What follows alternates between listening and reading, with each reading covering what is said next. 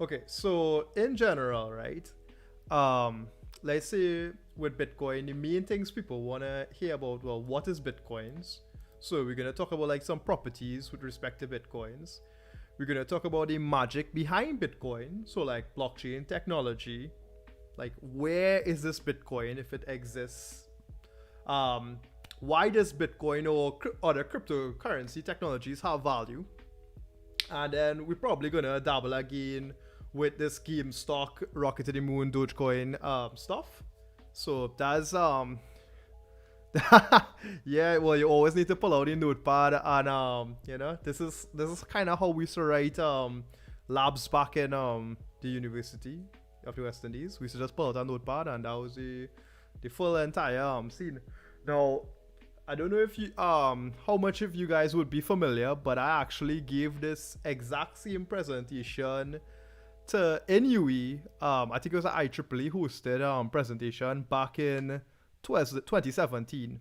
So I actually take back the entire presentation and I made a few little updates, probably put in a few extra graphs. So the all the data should be the same, but I kind of update some of the contextual data so that we can kind of look back and see how things change over time.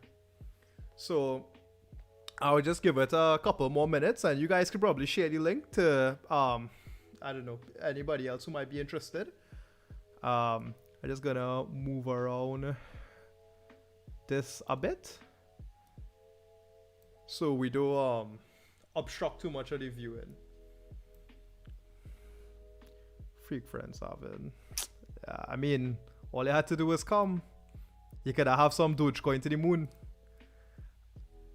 And I don't know what kind of questions you guys have, but we'll have like a session and answer it. It's possible I will either just take questions straight out of YouTube and answer them, or well, not all, but and or we could have some guys probably come on Discord and like ask me a question and we could kind of discuss it back and forth, because sometimes like a question usually needs a kind of follow-up. So that's the idea. We have about 2 minutes until it's 50 minutes pass, and then I'll start with the conversation.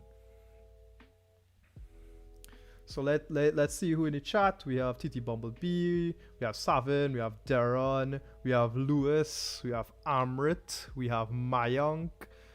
Let's see, we have D Narin, D Dude Nat, we have Darius Crix. Let's see who else we have. We have a nice stack lobby. We have Arun Lal. So I think we have a fair amount of people in the chat, and for live videos usually not the easiest.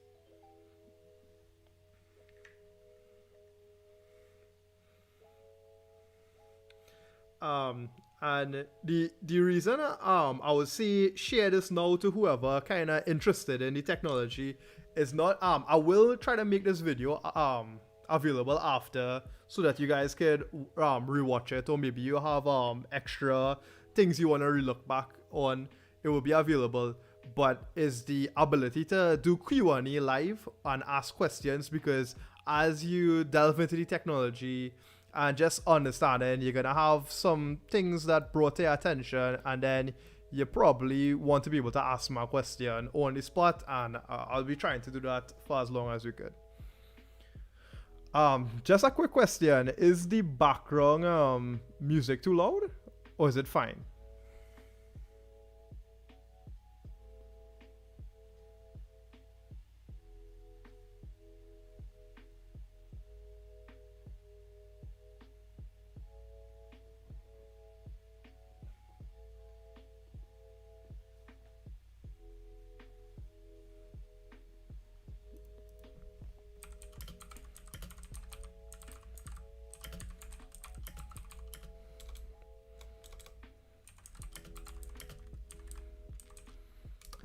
This kind of remind me of like when teachers used to wait for students to come in before class. So like they'll be like, let's give class 5 minutes again before we start class. So it's funny. It's like, you go through life and then the student becomes the teacher.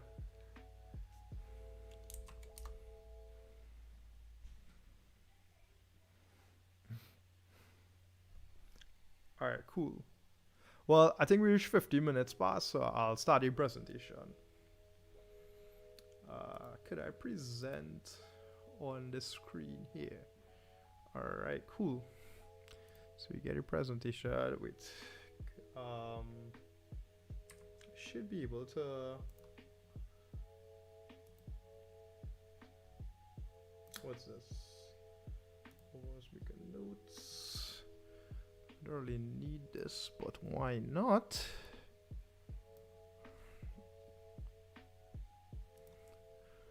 Okay, just checking, is this full screen for you guys, or you're not seeing it full screen?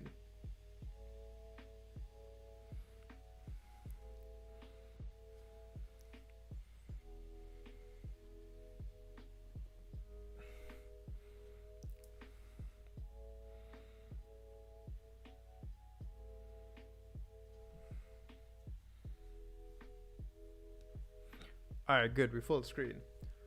Okay, so the quintessential question we're gonna start with is, what is Bitcoin? Now, in a kind of, let's say, chicken and the egg situation, we're gonna discuss things about Bitcoin that we're not gonna, like, just assume it's like magic. We don't know why it is the way. And then later on, we're gonna start explaining, well, why it works the way it works. And then later, that will become apparent to this first part, which is what is Bitcoin. Is almost like circular, but you must have some bearing on the properties of Bitcoin to start to appreciate the technology of Bitcoin, which will lead to the appreciation of the properties of Bitcoin. So, what is Bitcoin? So, Bitcoin is a global peer-to-peer currency that is designed for the internet.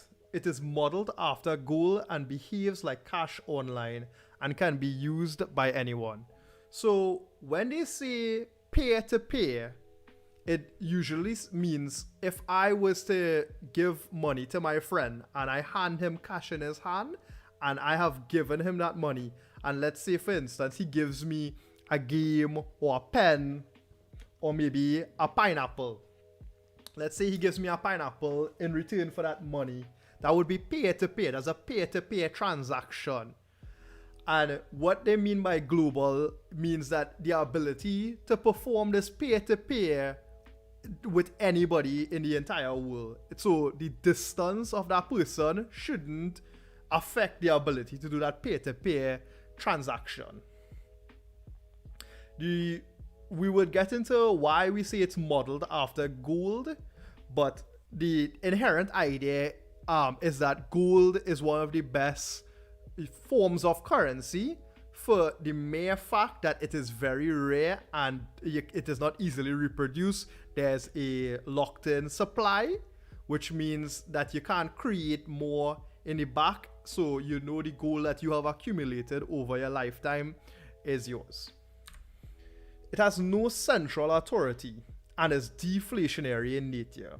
So when we say no central authority, a central authority would refer to something like the government.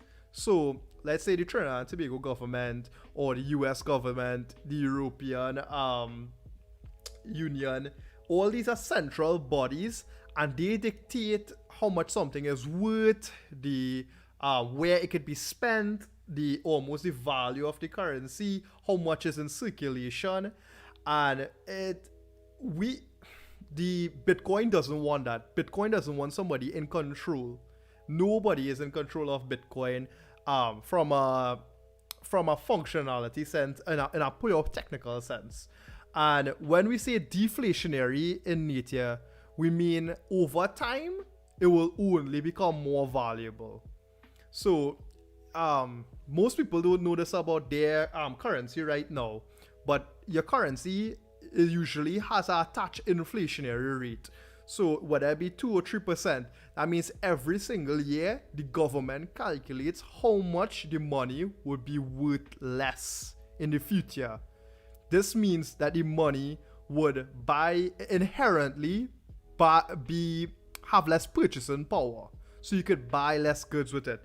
If you could buy a bread this year, next year it would cost more money to buy that bread. Now the costs are usually so low in in percentage that you wouldn't fully be able to appreciate that inflation. But over time, that inflation compounds, and then you would see the price of, let's say, bread increase, and then you would feel like why bread have to go up? Why the price just randomly went up? But it's actually inflation over time. So remember when we said Bitcoin is modeled after gold. Here you see there will be only a total of 21 million Bitcoins mined between now and the year 2140. Now refers to 2009, January 2009. So between January 2009 and 2140, 21 million Bitcoins will ever be created.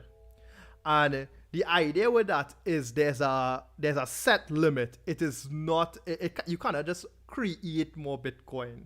There's a total amount of Bitcoin that will ever exist, and that total amount is 21 million. Right now, the total amount of Bitcoin, I believe, in circulation is 18 million. So we have about 100 years. No, this is like the first slide. If I go back, this is the first slide. So don't worry. Yeah. So basically, by the year 2140, between now and then, we have to mine 2 million Bitcoins. So majority of the Bitcoins already mined. And we'll get into how that process works. So again, we'll just go through the main points. Bitcoin is a global peer-to-peer currency, no central authority, and is deflationary in nature, and 21 million Bitcoins is the total supply. That's just to get us started. I'm not seeing much people typing in chats, but I'm assuming you guys following along. So if I could get someone giving a thumbs up that we following, I'll know that we're on the right track. Also, the creator of Bitcoin is known as Satoshi Nakamoto. Now, this doesn't have to be a person. This could be a pseudonym or alias for a group, and it just refers to just the instantiation or the first person to generate how that started. I don't know how to use emotes here. One in chat if we understand. Damn, 4. Well, yeah, so Satoshi Nakamoto is the person or group that started this entire revelation, and he started by writing it in our forum. So, and the smallest denomination of Bitcoin is known as a Satoshi. So, you know how in our currency it would be 1 cent, it would be a Satoshi. Okay, so the only regulated factor built into the system is the number of coins generated through mining, which we referred to just now.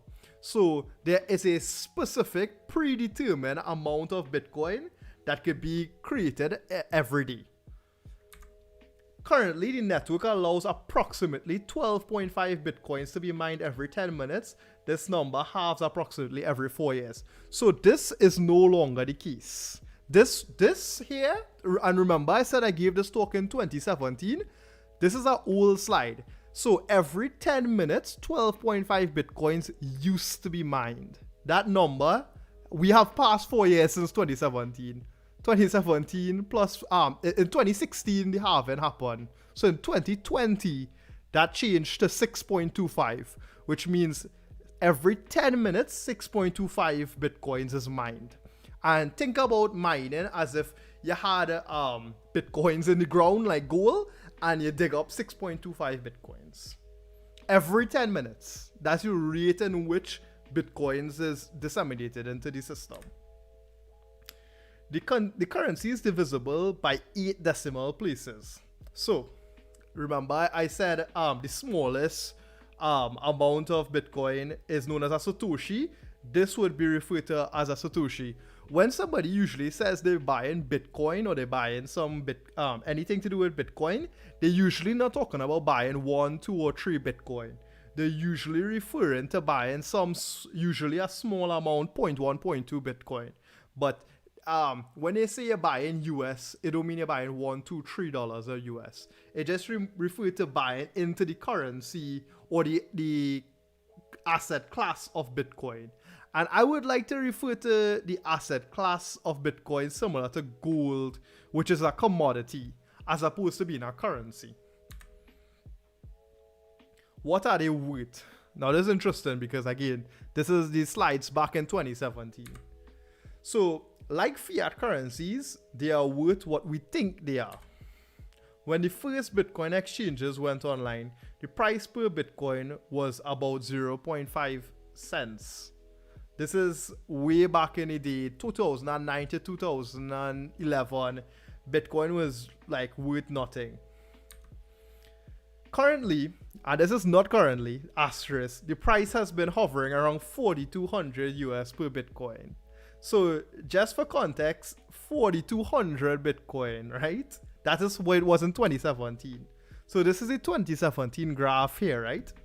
And you could see, and imagine I taking this, and so we have October to 2017, April 2013 here. And you could see Bitcoin went up close here. This is close to $1,000 and dropped. And from 2013 to 2017, it finally hit back 1,000 and went to the top here. 5,000 was the top here. And people thought that's it. Bitcoin hit the highest it's ever been. And this is like an updated chart now. A is the first hump I showed you back in 2013. B is the second hump. This hump here is what we was talking about when it was 4,000. It went further past this 4,000. This 4,000 here, 5,000 is here. It went further past that up to 20k and dipped. And then here we are now experiencing the first push up to 40k. I wonder where we see that 40 before. 4,800. Now we're going up to 48,000 probably. So from a, let's say, a fundamental technical understanding of Bitcoin, because of how the halvening happens every 4 years, is most likely that the same way it went up to close to 20k, Bitcoin could probably go up to 200k over the course of 2021 to probably 2022. And this happened right at the end of 2017 here, coming on to December. Okay, so how do you get Bitcoins? That's usually the question everybody asking, how to get yourself some Bitcoins. And there are currently 4 methods of acquiring Bitcoins. Now, to be from a technical perspective, there's only really one way to get Bitcoins, and that's called mining. But a miner would usually sell their Bitcoins, and once that Bitcoin is sold, they could sell to somebody else, and thus Bitcoins is distributed into the system. So, like I said, mining would be the number one way. There would also be, so in terms of a practical application, you could wire fiat currency to a Bitcoin exchange. There are exchanges such as Kraken, Coinbase,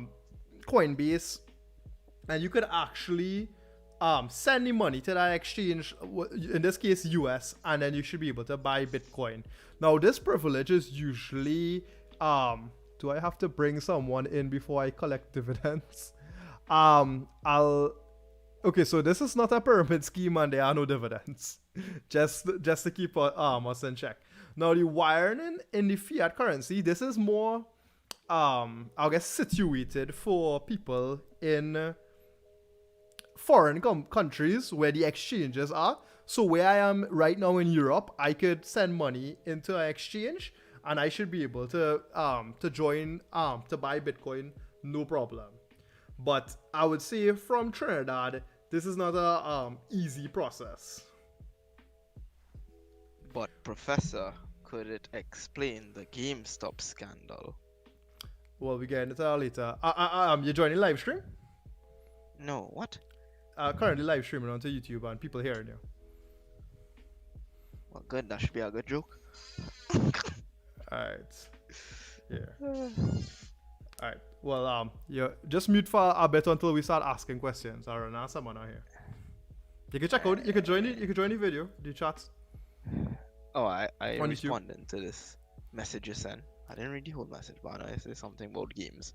So I was like, I'll jump in and Yeah. hear the whole thing. Well, we'll talk about that later. Later, as in 5 minutes, 10 minutes, hour. I would say probably an hour. Yeah, sound good. Yeah. I've actually like 15 viewers right now live. Where is live stream there? Let me see what's going on here. It's on YouTube. Just go on my channel. Alright. Alright, so getting back to the seminar. So it have wiring your fiat, which I said is not very an easy process if you're not in Trinidad. Just because of how banks in Trinidad operate with US. You could buy from an individual, which is known as a peer-to-peer transaction.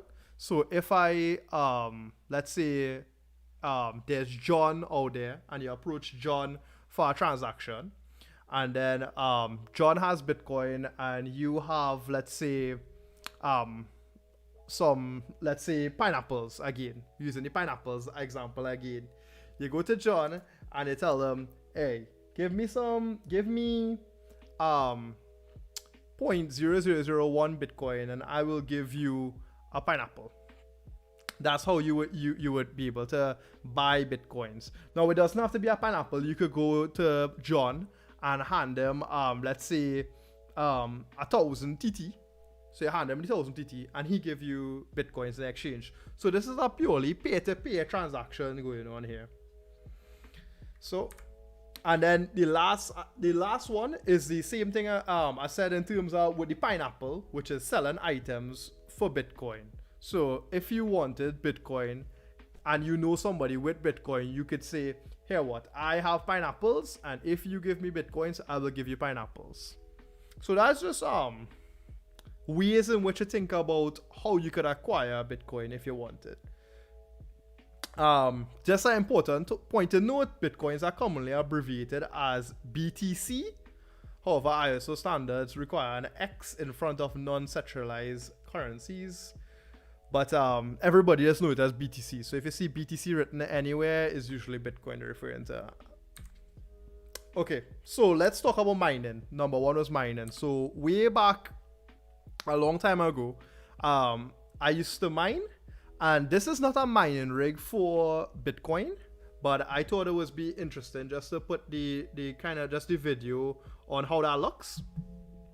So I had, let's say, I purchased a bunch of graphics cards here, and I bought like motherboards and RAM and stuff to mine with 6 graphics cards.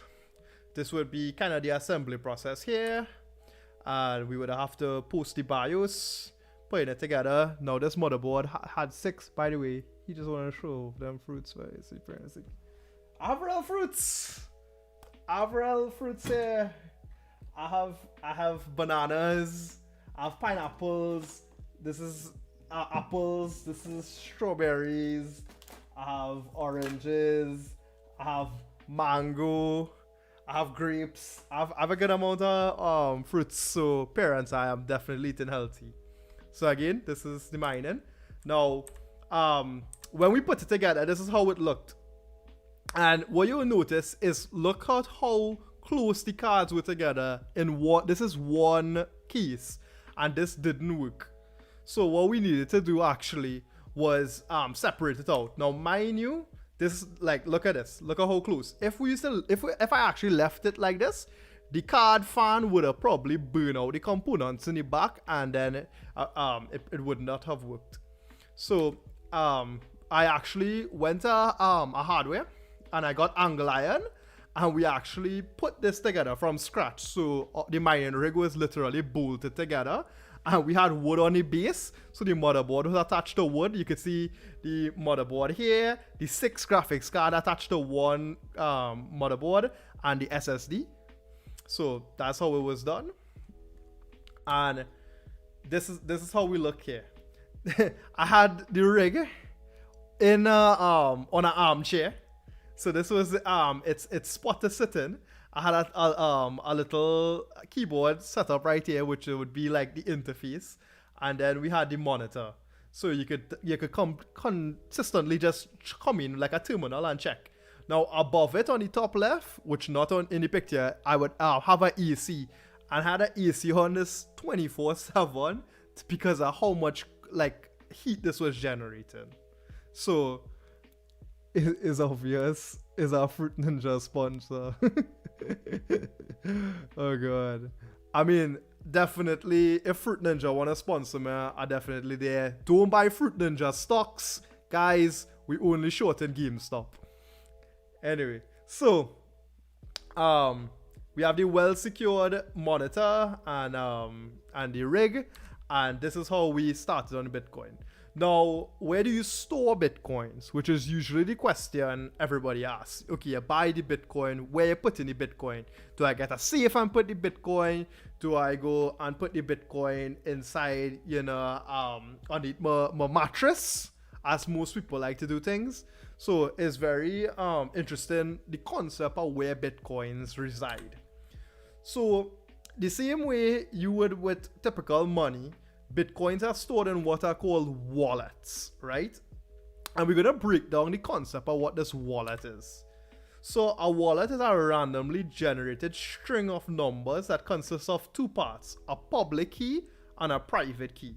The public key is something that you give out, a purse. I would definitely, if you could create a Bitcoin app and call it Purse, that is so, actually I think there is an app called Purse.io. And you could use Bitcoin on it, so you're not wrong, TT Bumblebee. So a wallet is randomly generated, and you have to understand, there's no like, so for instance, with a bank account, right? The bank account number is given out by the bank, which and your bank account ID would be similar to your public key. That's your public ID, and your private key in this case, similar to the bank, would be like a signature, right? You could believe Robinhood locked me out, blasted oligarchs. To be honest, we need to have the SEC look into Robinhood and take them down. That's unacceptable. Right. So, the same way, like I said, the public key is your bank account number. The example of the public key is this is how one would look. This is how a bank account number would look. And this is how a public key would look. And I'm just using bank account number to refer to how it would feel like in real life. So when you see this number here, this is just somebody ID. TD Bumblebee. TT Bumblebee. Diddy. Okay. So where do you store the Bitcoins again? The second half of the Bitcoin wallet is what is known as the private key. So we just refer to the public key here and we show it, the private key. The reason it is called a private key is that it's intended that only you, the wallet owner, has access to it. So this is basically, like I say, a signature.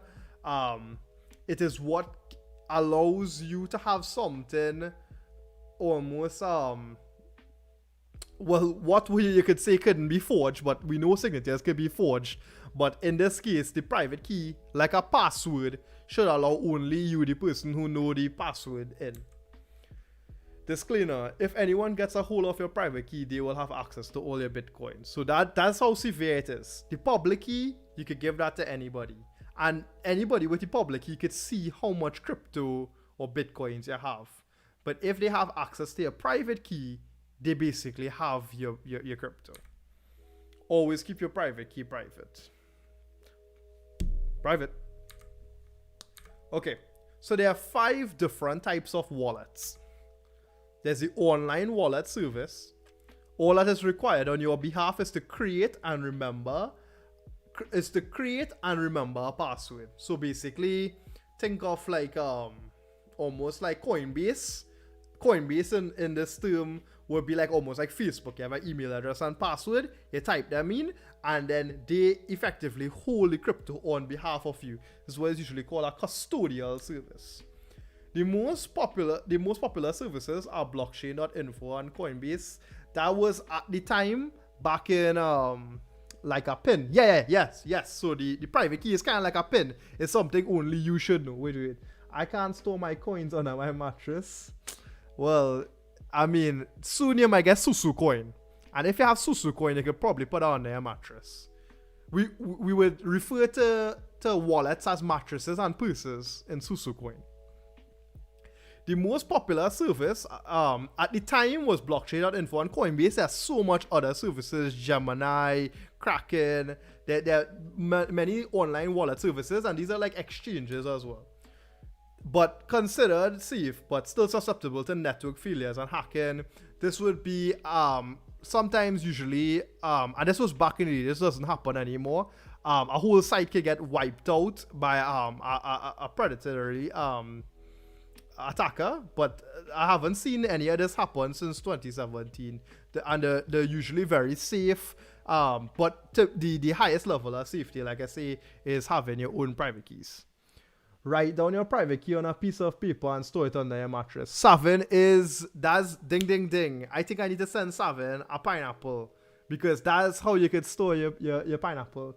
You could susu crypto though. You definitely could. That would be something considered DeFi technology, decentralized finance. But we'll get into that later down. That's deep down the rabbit hole.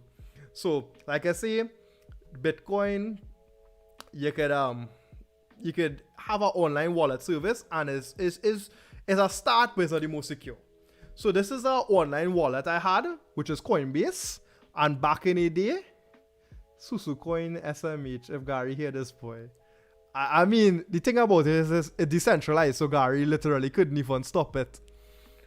What he gonna do? Take down all the miners in other countries? Decentralized. So here is an old wallet I had way back in the day, and you could see I had 0.01 Bitcoin in it, 44 US at the time. This is probably about what? This is probably about 400 US worth right now of Bitcoin. Yeah. So going further, a next type of Bitcoin is called local wallets or offline wallets. And basically, the idea with this is that there's no email address and password. A local wallet is an application that you can be downloaded to your personal computer. Your private keys are stored locally on your hard drive, considered safe, yet it is important to back up your private keys, in this case your hard drive fails. So this is a decent way of storing your crypto. And but it's susceptible to, let's say you have electricity, like your electricity went or something happened in your house or your computer. If you're not backed up, you could lose access to your crypto. So that's why, like Safin says, write down your key on a piece of paper and store it under your mattress. And once people are searching under your mattress, I think you're pretty good. Also carries a risk of hacking or physical theft. That's like if somebody physically steal your computer. But if somebody physically come into your house and grab your computer, you're in a different level of problems. At least in the last one, the problem is more related to your email address and password. This one is related to physically being removed. And also, well, hacking, which is always a problem. There are safeguards to make this method more secure. Yes, they are, but I would always say somebody should look at the most secure method, which is a hardware wallet. So this is an idea of a software wallet where you could download this on your phone and you could hold crypto. In this case here, we have Ethereum, and you could see this is the balance of Ethereum. This is how much it was worth at the time. So you would see here US 1300. That was how much this 4.44 was worth. Now each Ethereum is worth $1,300. So this would be about 5,000 or 6,000 US worth of Ethereum here. So now we get the paper wallets, which is where Savin actually brought up a good idea with the mattress. And a paper wallet is a public/private key that is generated offline and printed on a physical piece of paper and then stored in a safe location. So this is what some people also refer as like cold paper storage, where it's literally on paper. The only way to get access to it is through paper. I go into court for my Susu crypto mattress. I feel like after this this video, I think a lot of people are gonna start a pyramid scheme called Susu Crypto, and somehow they're gonna link to my video. So guys, right now I'll put out a disclaimer. This is not an advertisement for Susu Crypto. I don't want to go to no court. Right? Clip me. I don't want to go to no court. Right? I hope you guys hear, man, are not too soft. I'm going to raise the mic closer to my mouth. So, going forward, arguably the most secure way to store a Bitcoin, because literally you print out a piece of paper, but the problem is it literally not flexible to use. So even though it's the most secure way, you can't like send people and use it and bring it back and move it around. Usually the only way to kind of move your paper is to literally move it to the next crypto spot. Susu crypto, hey, I think people pushing me. This is not the same. So Dylan, yes, you missed the first part. This is the same presentation I did back in 2017, but I update some of the slides with new information. So I actually show back like the 2017 graph I would have done and showed in the presentation, and then I show the new 2021 graph, how that look. And it's kind of interesting to see how things progress over time. So I'm glad I'm reusing this material, because it's good to look back at how things have changed. So no record of the private key online or on your hard drive, because like I say, it printed on paper and it's out and about. Okay, and it's technically impossible to be hacked because you're doing everything offline, but nothing is impossible from being hacked. It's just the way about how you go about it. And then you can always check for signatures or how like signs of how a hacking happened. They are still susceptible to theft, fire, and water damage. Yes, if you print your paper wallet and you put it on your mattress and your house burned down, sorry, you're gonna lose your crypto. So definitely, let we avoid the Susu crypto putting the paper wallets under the mattress.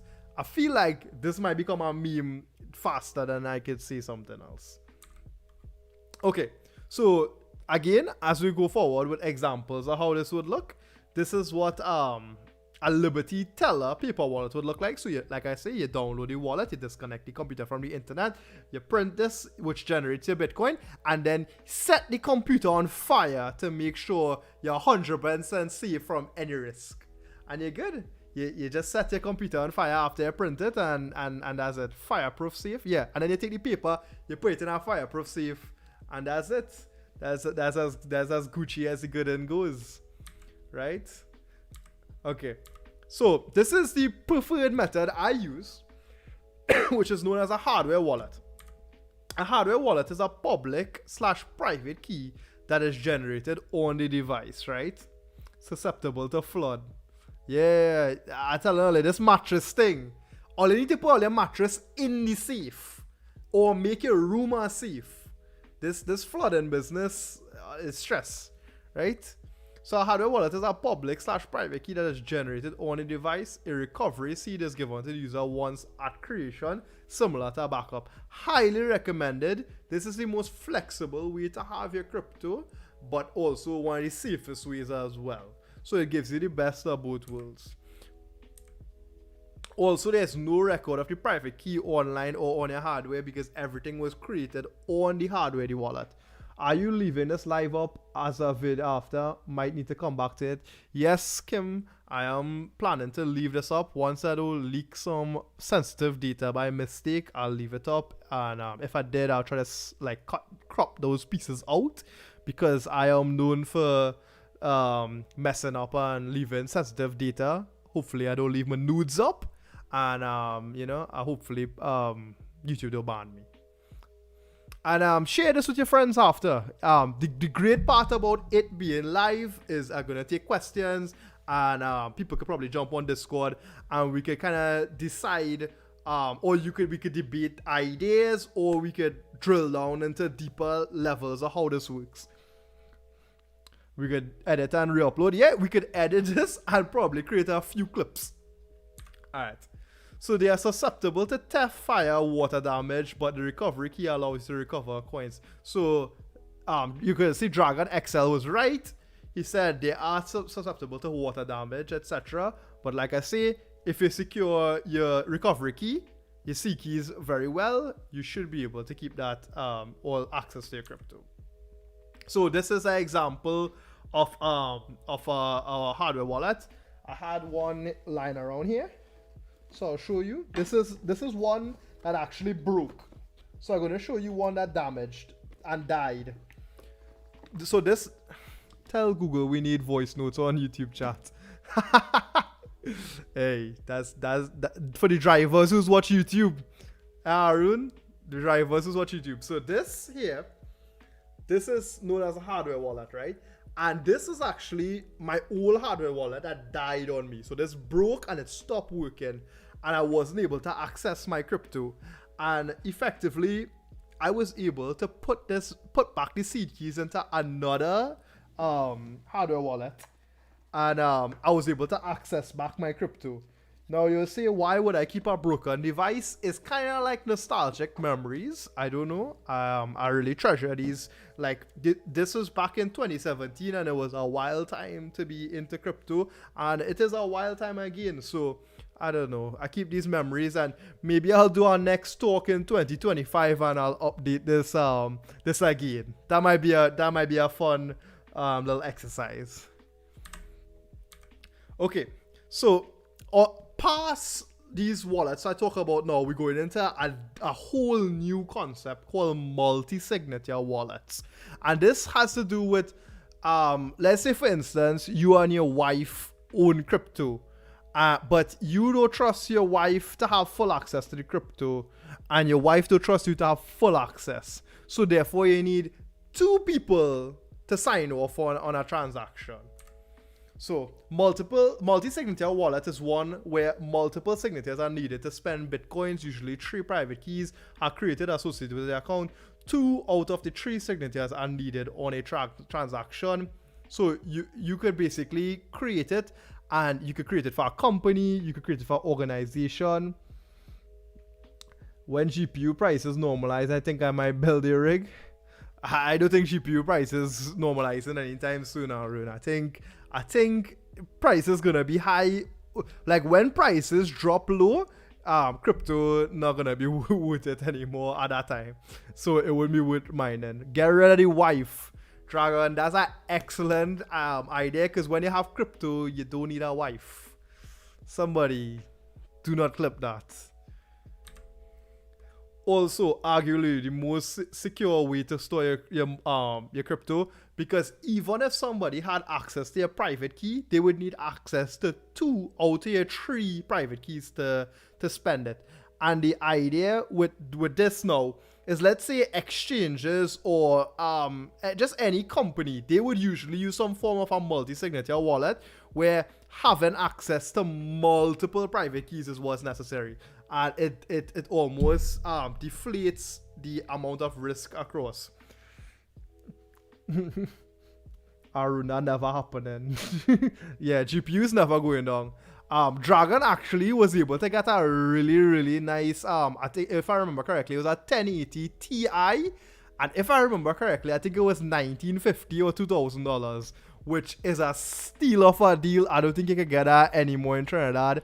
I don't even think like those are on the market. It just don't exist. Dragon, you remember you could write, it was the price they get the 1080 Ti at? That would be interesting, because you could literally resell that for probably $3,000 and make back money. Do you think you'd ever cash out of crypto? You see, fundamental is a 980 Ti. Okay, yeah, 980 Ti for $2,000, still a steal of a deal. Because I see people selling 960s right now for $2,500. Do you think you'd ever crash out of crypto? The reason I would say not is because the fundamental reason I got into crypto is because long term, I see it being the same way people back stuff with gold, or you would back assets with a house. I think digital assets that you could back something with. Let's say you take out a loan and you back it against your crypto. I think it's moving forward, and I want to link this to GameStop and where the difference in terms of ownership lie, as opposed to where ownership of crypto lie. So I will full circle this back later on to where this ownership kind of is different. Cashing out is almost like you didn't believe crypto was real. We get it for 2K, right. So Dragon, right. So So the man say it was 2200. This is the GPU, and we get it for a discount. And then on the day we reach, we was able to get it for 2K. He got 2070 for 2500. That's he ain't getting that again. That ain't happening. Alright, so back to the story. So, and guys, I like the chat. We have a good little chat system going here, so it's definitely nice interactions, and I'm so glad everybody interested in what we're doing here.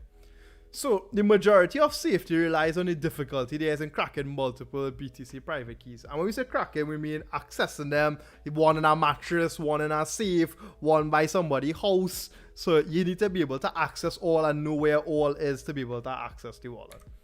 Right.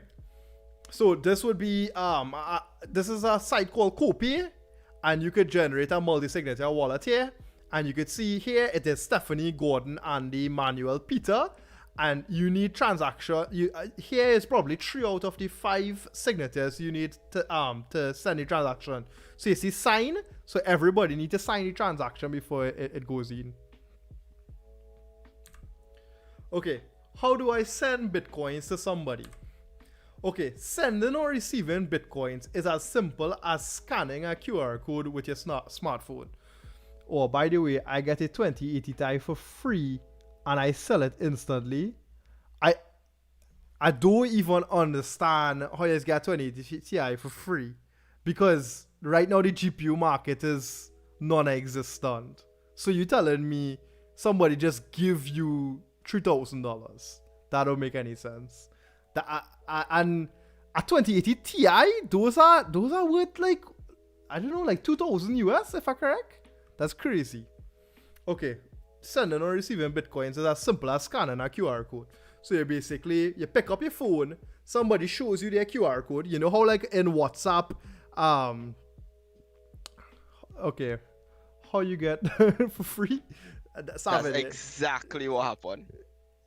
Wait, what happened? They just give you the graphic? One of our partners who I used to play a game with, right? Right. I tell him I had a bad graphics card, and he shipped me down a 2080 Ti. Like he buy it brand new from Amazon and ship it down to me, right? So he paid like around 2,000 US for it, right? And I just sell it to one of Arlene partners for $8,000 right off the bat.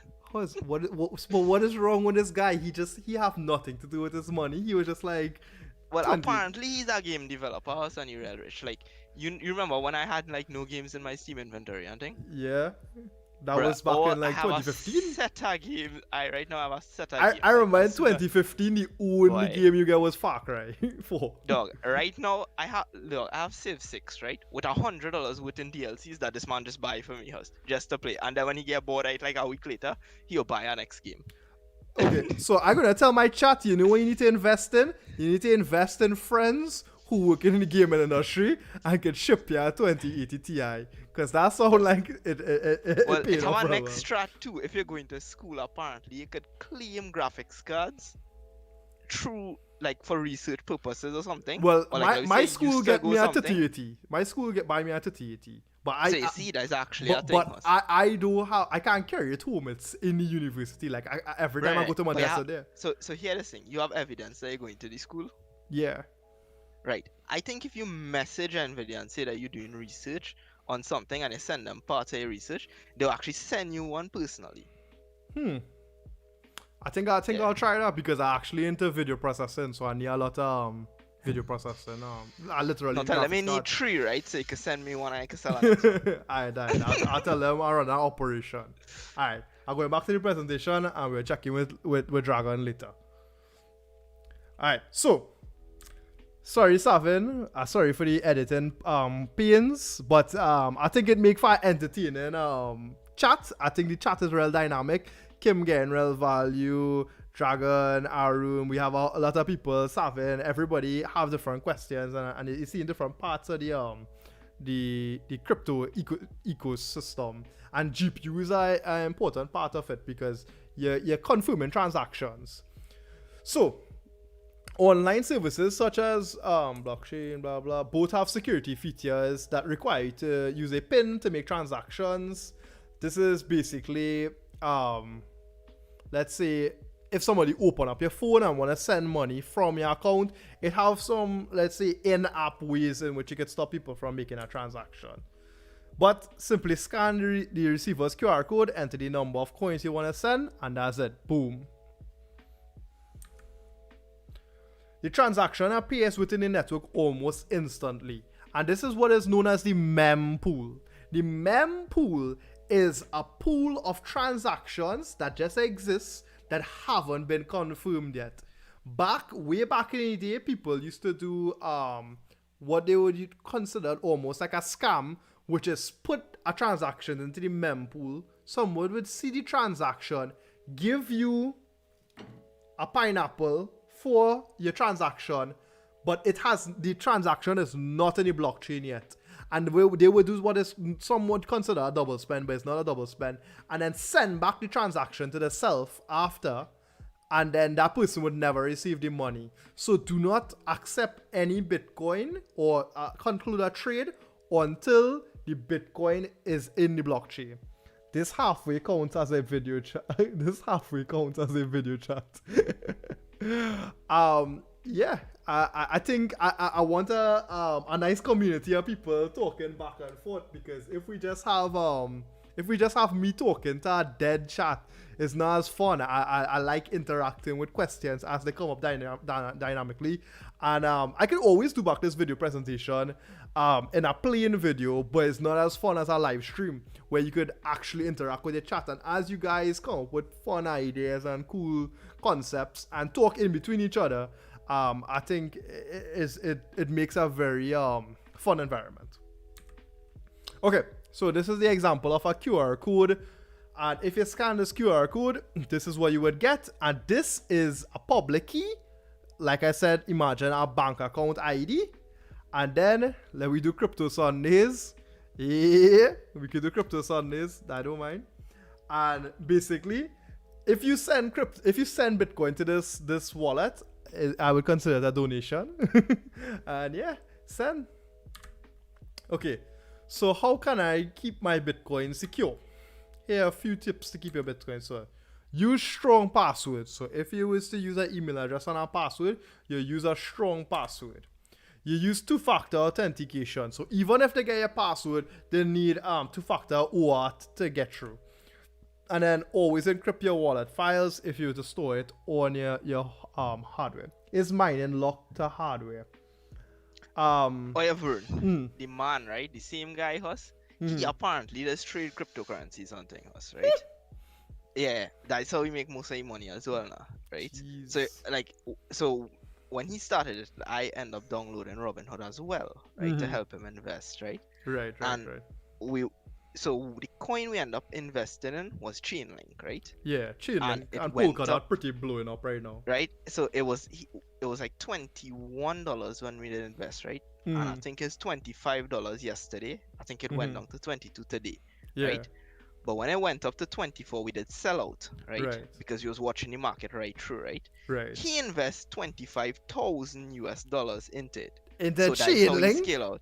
Jesus. Yeah, dog, the man real hardcore us, right? So like the way he's throw around money, I think it working for him now. And I end up getting into it as well now. So I help him invest as well. I have no money to really invest into that. So I just kinda So you guys hear that? A person you could put 25,000 into a crypto and then it go up by 1%, but that 1% will make you thousands of dollars. So know that was like he make like $10,000. Like he do other trades as well now, right? But like the gross after the 4-day sellout was about $10,000. Jesus, you know what you need to do? You need to take that and friggin' man will take that profit and then buy you a graphics card. I think he's just invest right through us because so the thing is, right, me and the man are real good, right? So I have access to his account on his Robinhood. So I have Robinhood on my computer and I could access his account. Right. So you could trade on behalf of him. Right? Right. Yeah, but I'm not gonna do that because I still new to it now, right? But well, as you see with GameStop is like a very interesting, sensitive game you have to look at. Oh yeah, well that one is the stock market. That it's similar, but it's different. Oh, you mean you do it? You buy in crypto through Robinhood as well? I didn't know you could buy crypto through Robinhood. Yeah, some kind of special something like you could buy premium accounts now. Okay. And they'll allow you to do certain That's interesting. Actually gonna look into that Robinhood and crypto trading. Yeah. Arun, you say, like, can I have multiple rigs to one account, or is it account per system? So what actually happens, Arun, is not linked to one account per se. It's more like you are solving this complex mathematical problem, and then it doesn't matter if you had 100 rigs or 1,000 rigs. You just having more tries at solving this problem, and whichever one of your rigs solve the problem, it will just send it to the account you have it allocated to. So in a sense, it is multiple rigs to one account. So you could have any amount of mining, also known as hashing power, and then that will send, once the crypto problem is solved, it will send it to the account you have, which is, there's a company named Coinbase, but it's actually known as the Coinbase. The Coinbase is where newly minted bitcoins is sent to our account. So there's no input input address, but there's only an output address. So like we discussed here, we had using strong password, two-factor authentication, encrypt wallet, and then also keep your paper seed keys safe. Again, not on your wallet. Okay, ensure the key generator has strong random numbers. This is just and any good software should have strong random numbers. Think of Bitcoin as cash. You would never leave 10,000 out in the open. The same should be said for Bitcoin. As the Bitcoin economy continues to grow, taking proper security measures will be much simpler for average users. What happens to crypto lost by forgetful owners for crypto? So that crypto is forever locked. So like when I say forever locked, you don't have access to the pass keys, the private keys. So basically, you could consider it almost like out of the ecosystem. So in essence, Bitcoin is deflationary and becomes more rare the more people get locked out of wallets. It's a sad reality, but it is the way it is. I guess you guys probably would have seen the article written by that the San Francisco developer. I think he has a couple million of bitcoins locked in a hardware wallet, an iron key, and he doesn't have access to it. He has 2 more attempts of his password before it completely freezes up. Okay, do I have to buy a whole Bitcoin? And the answer is no. The answer is no. It is very easy to buy fractional amounts of Bitcoins. Usually if you buy 0.01, 0.02, that is just, you would refer to as buying Bitcoins. When someone say they have Bitcoins, it doesn't mean they have 1, 2, 3, 4 Bitcoins. It just means they are in Bitcoin. The same way you would say I have US or I had euros. Even if you had 50 cents US, you had US. Okay. And you can also think of it like gold too. It doesn't mean everybody who have gold have a big block of gold. You don't have like 1 bar of gold. You know, everybody have different amounts of that commodity. What can I do with my Bitcoins? You could spend them just like cash to anybody who accepts them. You could save them, so you hold them in your wallet. I guess this is referential to Kim, who wants no one to cash out. You can day trade with them, similar to Dragon, who just was speaking about going on Robinhood and buying Chainlink and selling it. You could trade with them and increase your portfolio holdings, and you could invest in various BTC-based companies. Well, back in 2017, BTC was all the hype, but now there are several different companies in crypto, not to mention Ethereum and various other stuff.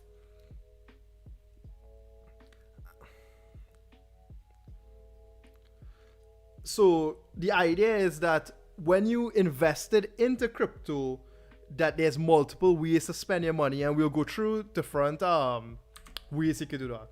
What are the risks involved? So Bitcoin carries many of the same risks that cash does. It's susceptible to physical theft, just like say paper wallets. Check your Discord messages when you're ready.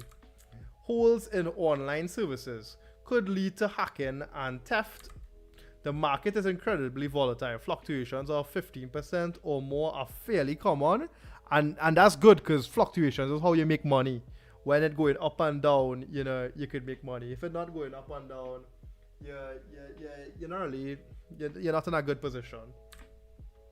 Government intervention.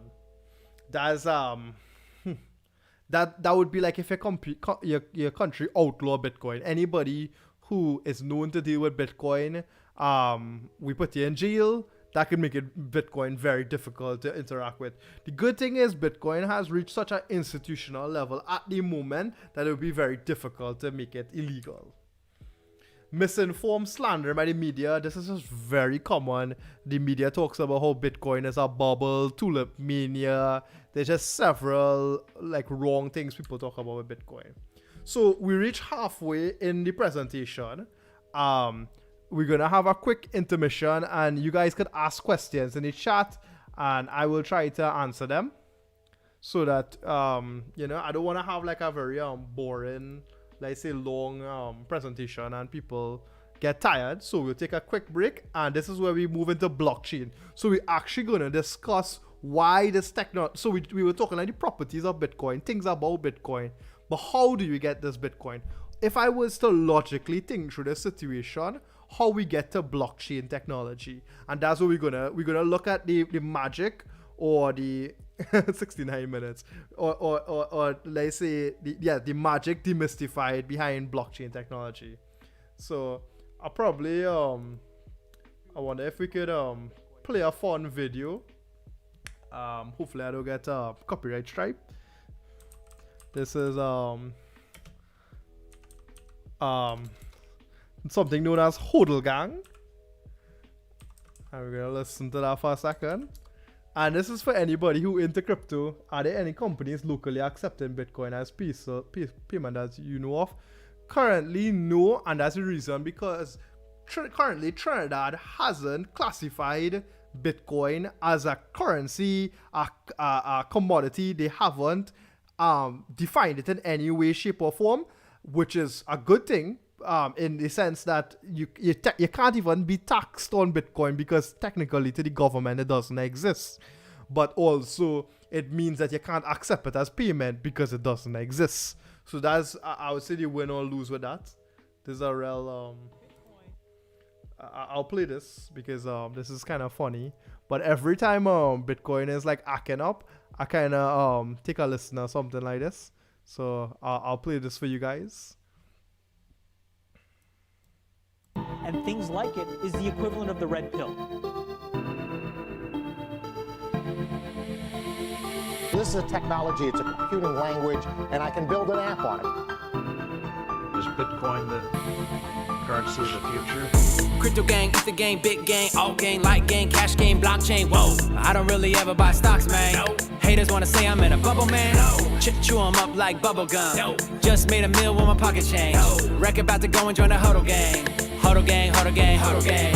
Crypto gang, it's the game, big gang, all gang, light gang, cash game, blockchain, whoa. I don't really ever buy stocks, man. No. Haters wanna say I'm in a bubble, man. No.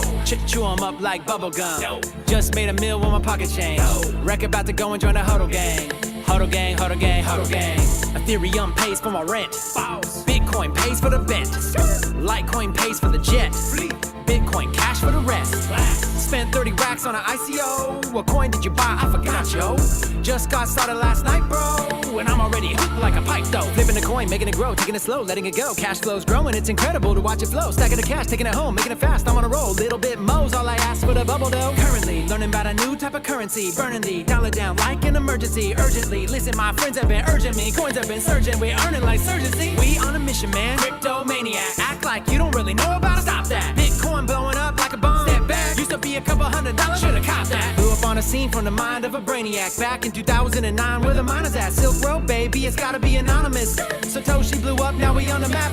Crypto gang, it's the game, big gang, all gang, light gang, cash game, blockchain, whoa. I don't really ever buy stocks, man. No. Haters wanna say I'm in a bubble, man. Chew them up like bubble gum. No. Just made a meal with my pocket change. Wreck about to go and join the huddle gang. Huddle gang, huddle gang, huddle gang. Everybody looking at me now and they're shocked now cause the price going down. Meanwhile, I'ma cop more at a discount with a smile cause I'm making money on the altcoins right now. I'ma double down like animal styles up now. People in the crowd, they watching me bubble up now. Open up a brand new Coinbase account and I'm buying everything from Ripple to Litecoin now. Pull out my principle, keep it real simple, then play with the house. Investing in crypto, I'm chasing these coins like they cheese to a mouse.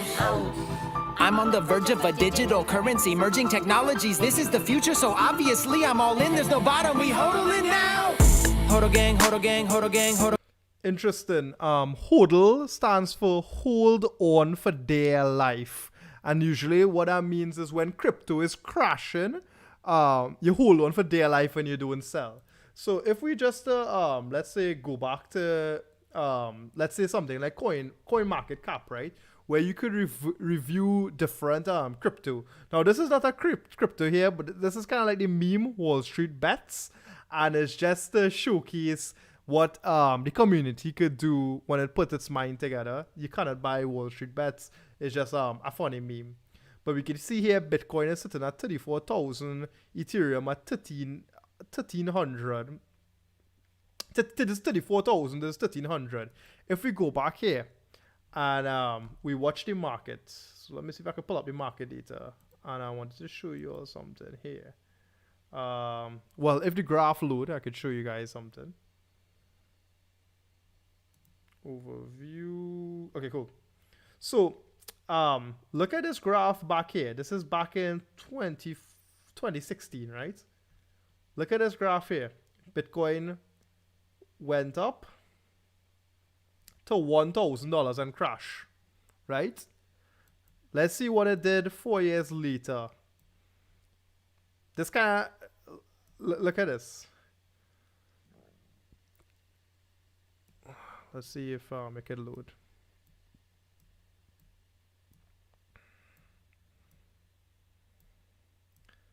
All right, so we see in this here, we see in how it went up to about 1,000. It went down for a while to a valley. This is how Bitcoin investors hype themselves up every time Bitcoin drops. No, for sure. I always play the HODL song. So Bitcoin went to 1,000. It dropped down here, and then you see how it went up back to 1,000. Now remember this exact same graph and look at this now. How does this look? You see a similarity between this graph here and what happened 4 years ago? Is so basically my bet, and again this is not financial advice. I just showing you that what happened in 2013 happened in 2017, and what happened in 2017 most likely gonna happen in 2021. And what happens is it goes so exponential that you can't even view the other blip on the graph. So this blip here will eventually look like this blip.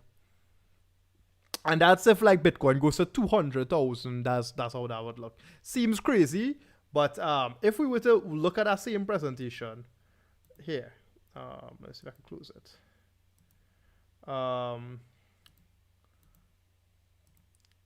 People couldn't believe this thing could go to the price it did, and look what it is.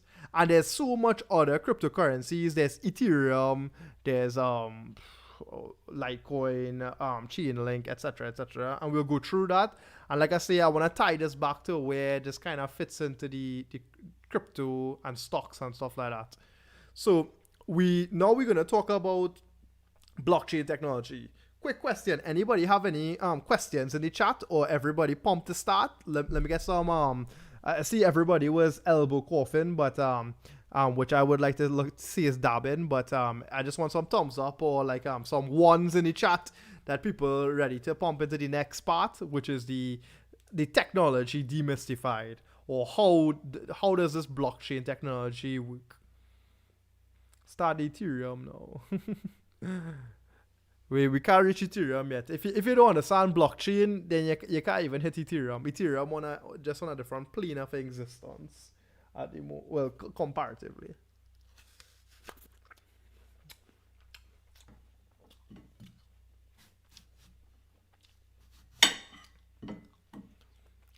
Everybody, any ones in the chat? Ones in the chat?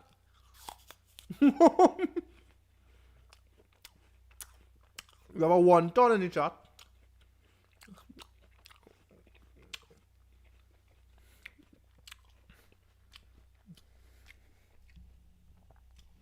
You have some dollars in the cash in the chat. I guess Kim won some money, so I'll count that as a 1. I'm surprised somebody didn't write Uno. Look like we're ready to move on to the blockchain part. And this is actually getting to how does blockchain work? Where does, when they send them money, how does it send the money happen? Where's the servers? How does the entire situation happen? Now, how are we gonna develop this part of the talk or the slides per se? Is we're gonna discuss the entire idea hypothetically in, let's say, analogous situation using like analogies, such that we understand conceptually how blockchain works. What is blockchain? Blockchain is considered a globally held database ledger that is immutable. Immutable means it cannot be changed, altered, deleted. It will always exist that way. Globally. It doesn't matter where in the world you are, it exists. Database. Think like an Excel spreadsheet. It holds all the data. It is a one truth that is shared between all pairs on the network.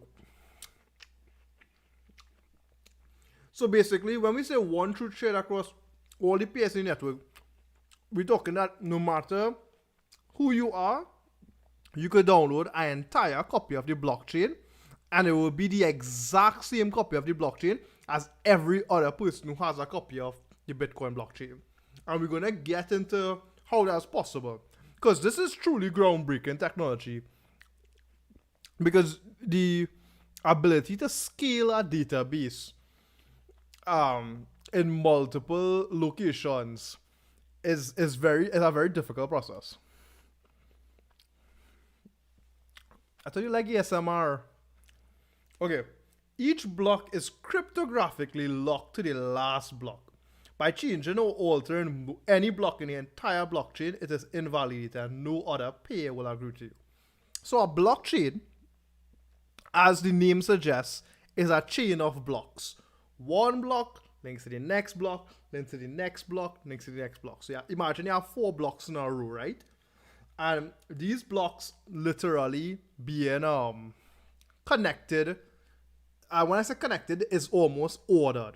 So block 1 and block 2 must precede block 1, and block 3 must precede block 2. So there's a complete order. And also, if you was to change anything within the block, the block will not be valid. It will completely be, it would have a big red fraud sign on it. Okay, so what does it mean to have a Bitcoin? Because you say, okay, well, I have a Bitcoin, I have some Ethereum. What does have mean? A fully digital currency with no government to issue it, and no banks need to manage accounts and verify transactions. To have an appreciation of how this is possible, we should walk through how you would invent such a system. It is a fully digital currency with no government to issue. You have to understand, if you think about, you have money in the bank. So Kim, you probably, let's say you save up like $100,000 and it's chilling in the bank. But the only way you know that you have that money is because the bank say you have that money. If the bank was to go and change how much money was in your bank account, there's no way to provably show that that money wasn't messed with.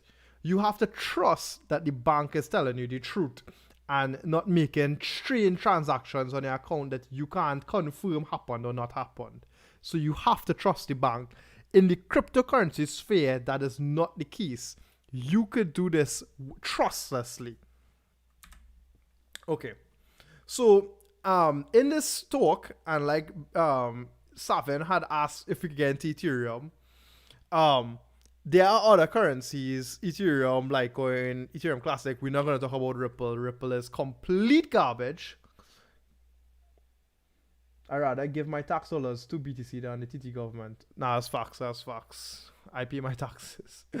Right. So, even though we're talking about Bitcoin, this is still applicable to most cryptocurrencies because, like I say, blockchain technology is the backbone of cryptocurrencies.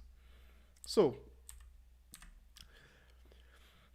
the same way you don't know how a credit card works doesn't stop you from using one.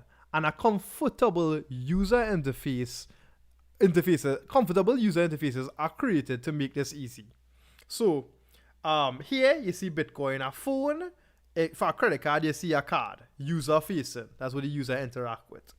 For the underlying system, Bitcoin protocol. For the underlying system of the credit card, banking system. But you have to understand that is just the user interface, how the user interact. But at the end of the day, you're never really going to fully appreciate all the ins and outs of Bitcoin. After this talk, yes, I hope you have a better understanding. And I hope this is, invites you all to go and do your own research on Google searching. But ideally, the reason why this system exists is because at the end of the day, when your grandma want to send an email, she don't understand the IPOP interface or SMTP servers. They just sign in and click send. And that's how Bitcoin will be. It will be like an app on your phone, and you're probably going to have a wallet built in, and you could just click send. So, we painted this hypothetical situation I was talking about before. If you and your friends exchange money pretty frequently, this is exchanging your share at the dinner table. It is pretty inconvenient to exchange cash all the time. So you may keep a communal ledger that records all of the payments that you intend to make at some point in the future. Tell Sama said hello as well, and I hope she, in the chat, tell she to log in with your phone so I can get an extra viewer and help my channel stats. So, Alice pays Bob $20, Bob pays Charlie $40, Charlie pays you $30, you pay Alice $10. All of this is different transactions that could happen, right? And like I say, if you go to dinner and somebody buys somebody and it's like, I sponsor you and then you sponsor me, you want to keep track of that. And the ledger or a piece of paper or a spreadsheet is different ways you could track that information. This ledger is going to be something public and accessible to everyone, like a website where anyone can go and add new lines. And let's say at the end of the month, you all get together, look at the list of transactions, and settle up. If you spend more than you receive, you put that money in the pot. And if you receive more than you spent, you take that money out.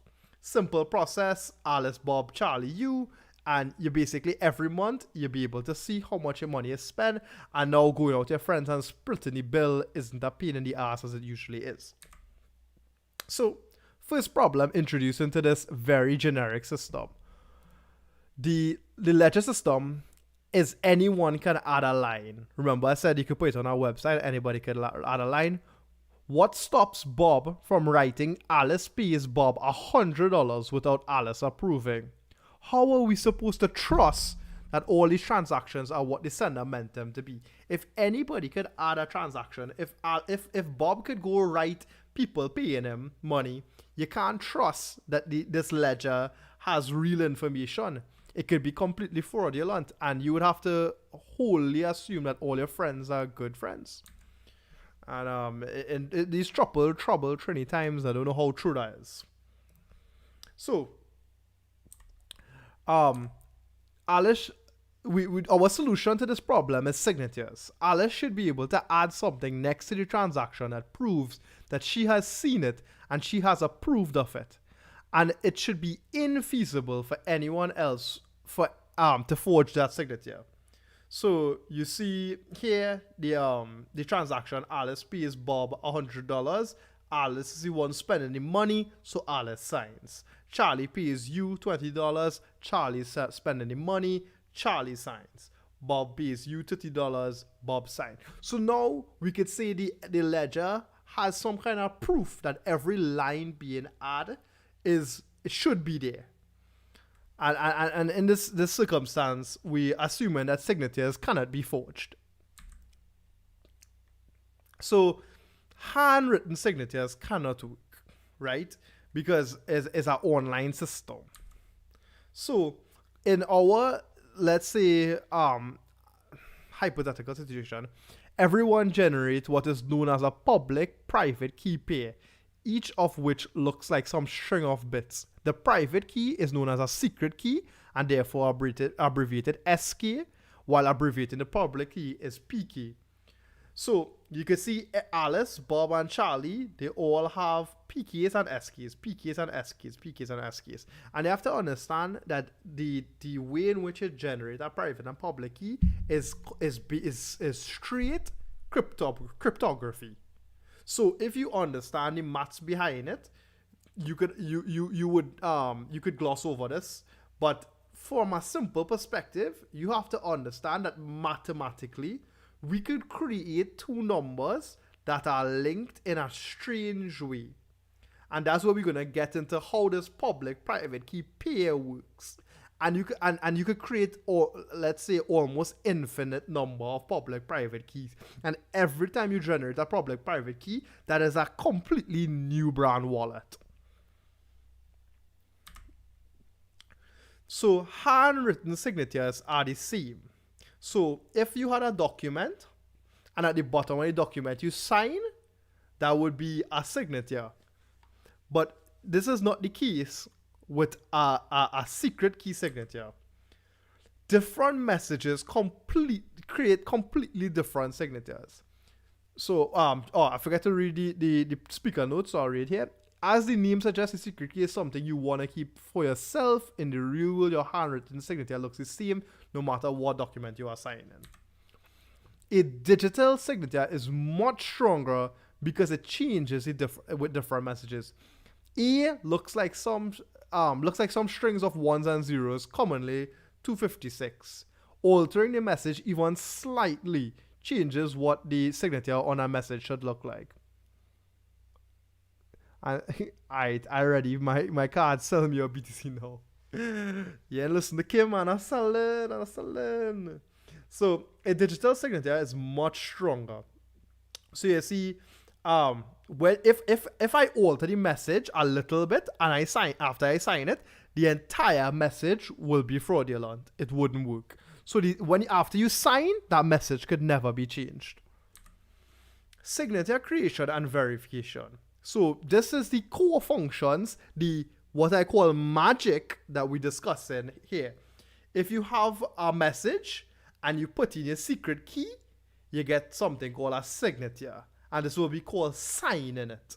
And then if you wanted to verify that it has the correct signature, you could put in the message, the signature, and the public key, which everybody has access to, and it would simply say true or false. Back to work for me, Varun. I'll watch this when you upload it, leaving the window off for the stats. Thank you, Kim. Thank you. Your stats are completely appreciated. And I will do the extra chatting about GameStop and stuff, so don't worry. So when the signature creation, remember, so for signing let's say signing a transaction, you need two things: the secret key and the message, aka you need the transaction, which is the message, and the secret key. That's the two things you need. And then now after you put the message and the secret key, you get a signature. And then this signature, you could confirm with this public key that it is true or false. So anybody could see if you fraudulently try to make a signature. And if you fraudulently make a signature, the network would completely disregard it. So the signature can't be brute force. 2 to the 256 possible signatures. And if someone understands exponentials, that's a large amount of numbers. That's so large. The idea is that it should be completely infeasible to find a valid signature if you don't know the secret key. So specifically, there is no strategy better than guessing random signatures using the public key that everyone knows. Think of how many signatures there are with a length of 256 bits.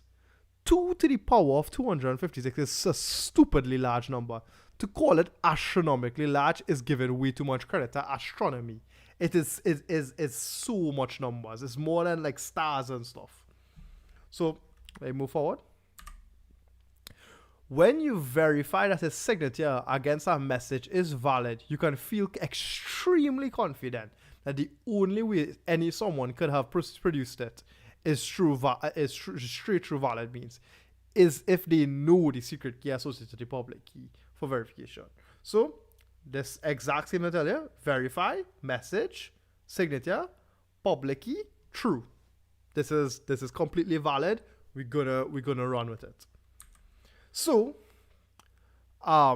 making people sign transactions digitally on the ledger is pretty good, but there's one slight loophole. If Alice signs a transaction paying Bob $100, which you see right here, even though Bob can't forge Alice's signature on a new amount, he can technically copy and paste that line over and over. So you see, this exact line can be copied over and over and over on the ledger, and then technically, if you were to check this output here, and then check the public key, everything okay. So that doesn't work. It allows the message to be correct, but then the message needs to be temporally consistent. So over time, when the money is spent, it needs to be invalidated. All right. So the solution is to use unique ID associated with the transaction. To get around this, we make it such that when you sign a transaction, the message also has to contain some unique ID associated with the transaction. That way, if Alice pays Bob $100 multiple times, each one of those lines on the ledger requires a completely new signature. So, if you see here, 0, Alice pays Bob $100, 1, Alice pays Bob. Every time we add this new bit here, it completely changes the message. So if we went back a few slides, remember we say here that once you change anything in the message, it will be false. So here you have to put this number here. And because of that, it will always change the number.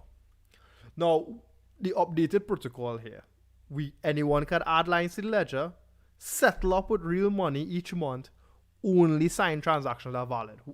Our hypothetical reality here is being updated.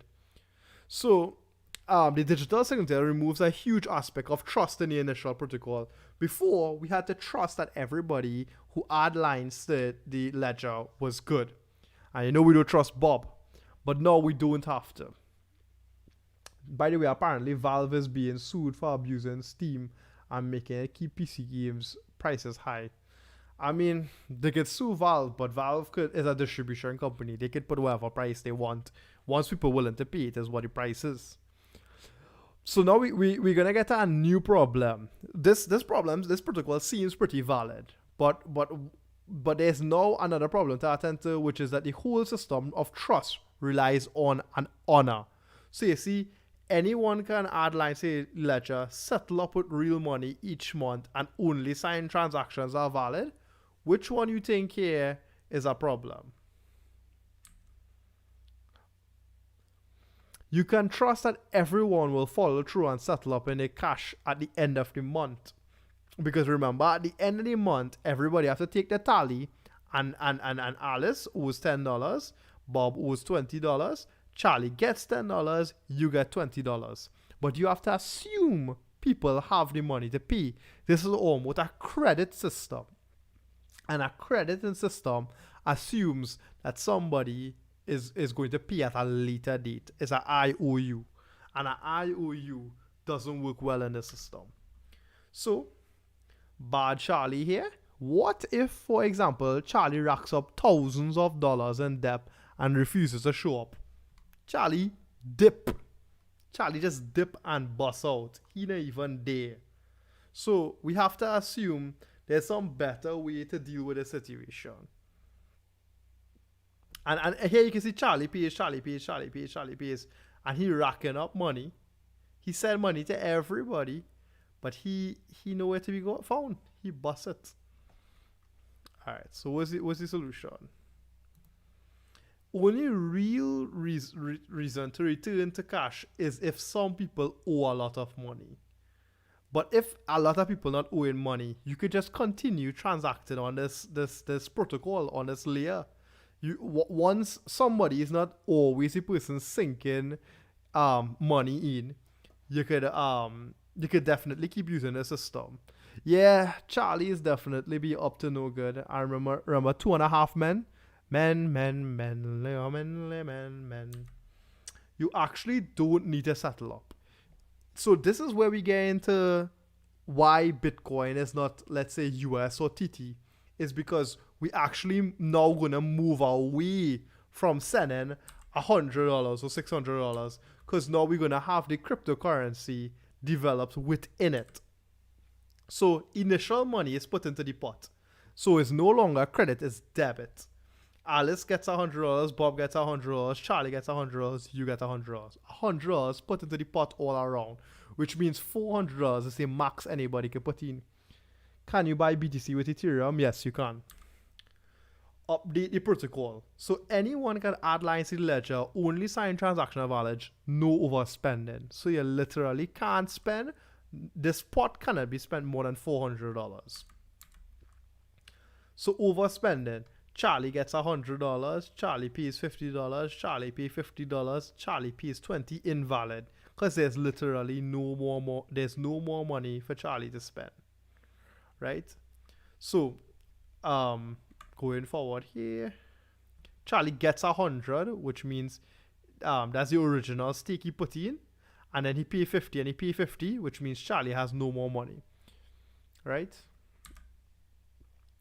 Knowing the full lot ledger. This means that verifying a transaction requires knowing the full history of transaction up to that point. This is more or less going to be true for cryptocurrencies with a little room for optimization. So, again, no, this is not no susu. Don't get Gary up inside here. You need to know the entire list of transactions. You need to know from the first transaction up to now, which would be known as the entire blockchain or a full node, right? So let's get now into the separation from fiat currency. Right now, our cryptocurrency or our ledger currency is linked directly to money. But now we're going to separate the money aspect from the crypto aspect. Let's create a fictional currency called ledger dollars, right? And Alice pays Bob 20 ledger dollars, Charlie pays you 80 ledger dollars, Bob pays Charlie 60 ledger dollars, right? In theory, if everyone in the world was using this ledger, you could live your whole life sending and receiving money on this ledger without ever needing to convert to real paper dollars. To emphasize this point, let's start referring to quantities as ledger dollars. Dog, I ain't Cuba superfan listening to a lecture on Bitcoin. That's the world we live now, Aaron. That's the future is yesterday. If you ever watch Tenet, I think you would probably understand that.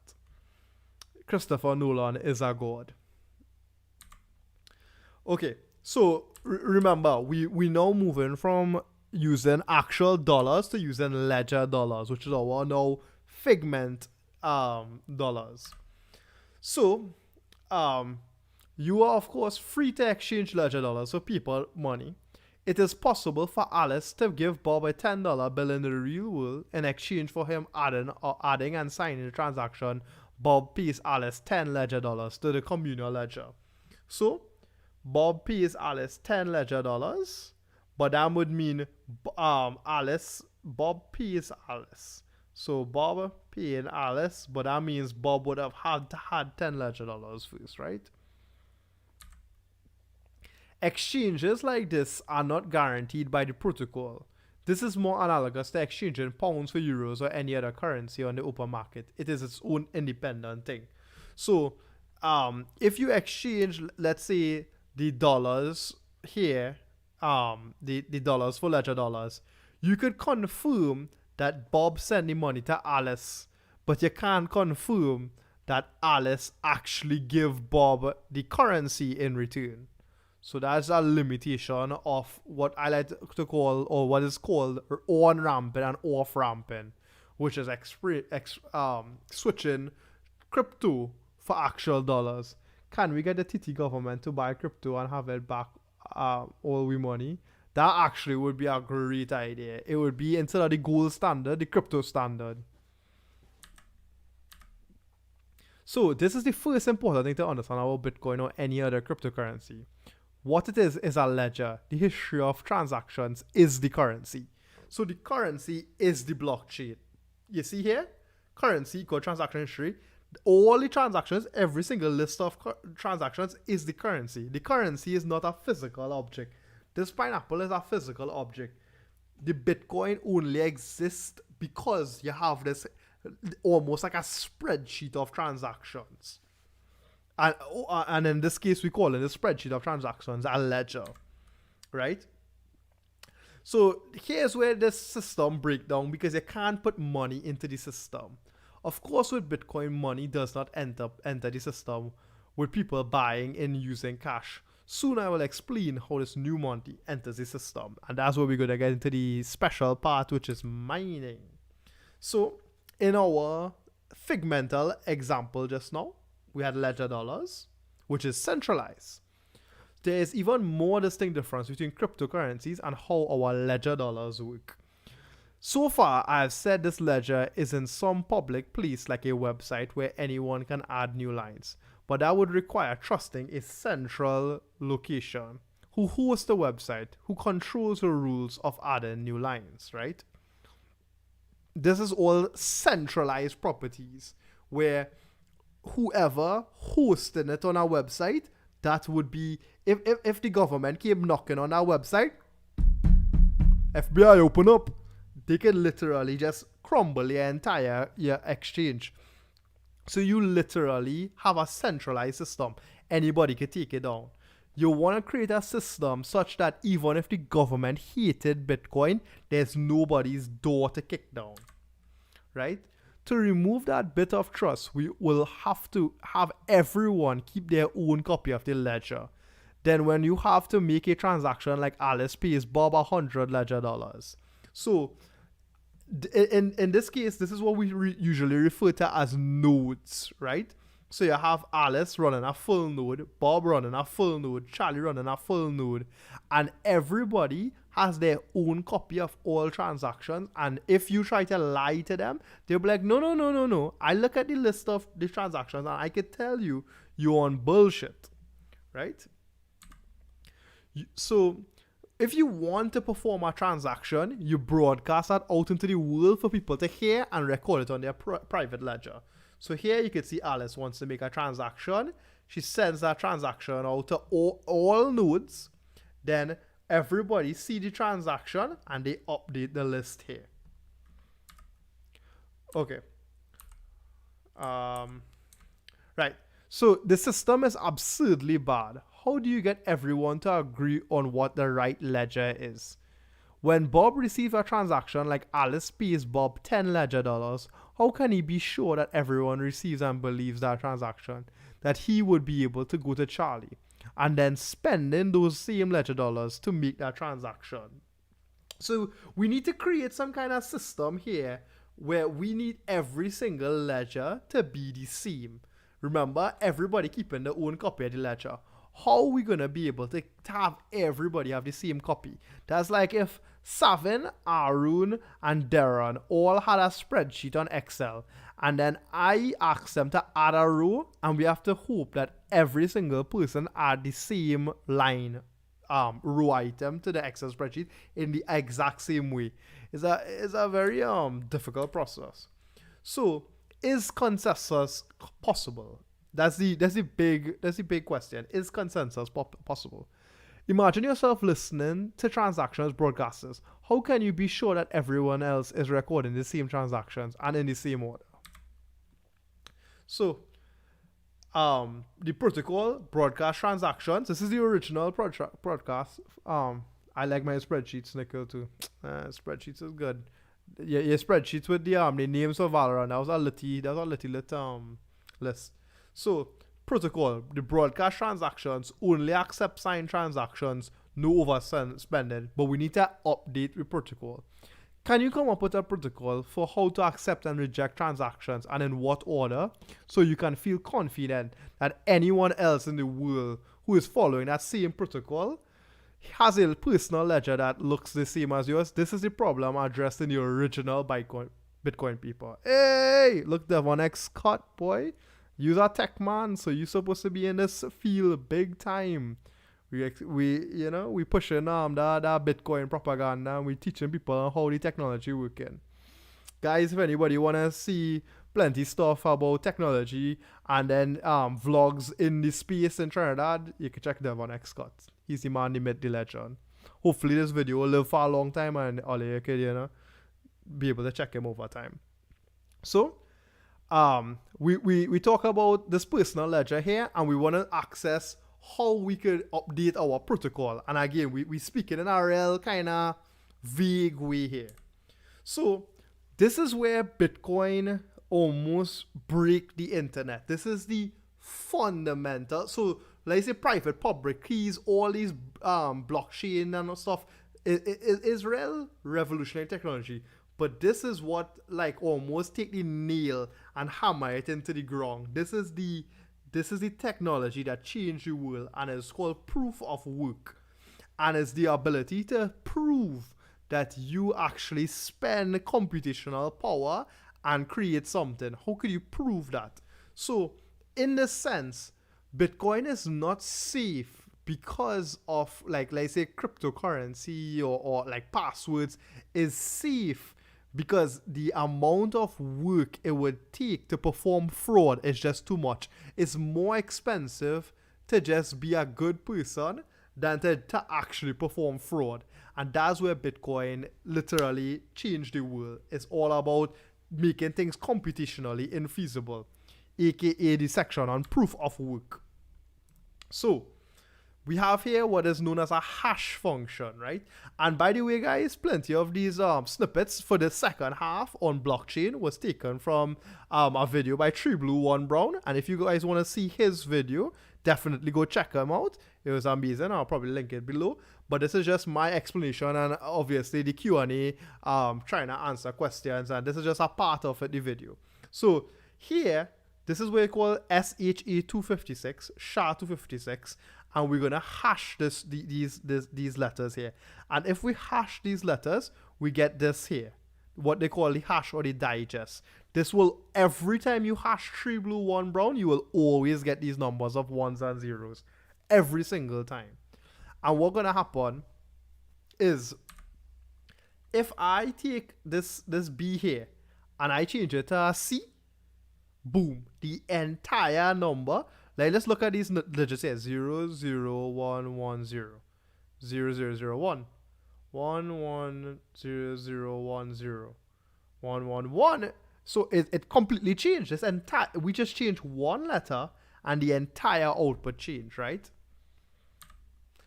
So now we need to look at it from the opposite perspective. If I give you, remember, Tree Blue Brown, I give you the hash. Well, I give you the hash, and I say, okay, tell me what I put in to get the hash. That is impossible. This is what you call a pre-image, and it is impossible to take the output of or the hash and find back what was originally put in. So this is where the power of Bitcoin lies, in this one-way function. This one-way function that allows you to take something and get almost a fingerprint, a hash, that you cannot, it is one way, it is not two way. Let's see. So you're probably asking, okay, well, how does the SHA-256 function work? And it's kind of crazy. It's not like an actual mathematical proof or anything. It's actually just what some would refer to as cutting up and mashing together and joining numbers together in a strange format. This is the format. It's not necessary to know, but you're just mashing and mixing numbers until you get output. But the thing about it is, no matter how much times you put Tree Blue One Brown in, you will always just get this hash. You will always get this hash no matter what. And that's key to understand. So SHA-256, this one-way function, the magic of Bitcoin is what you can consider as proof of work, right?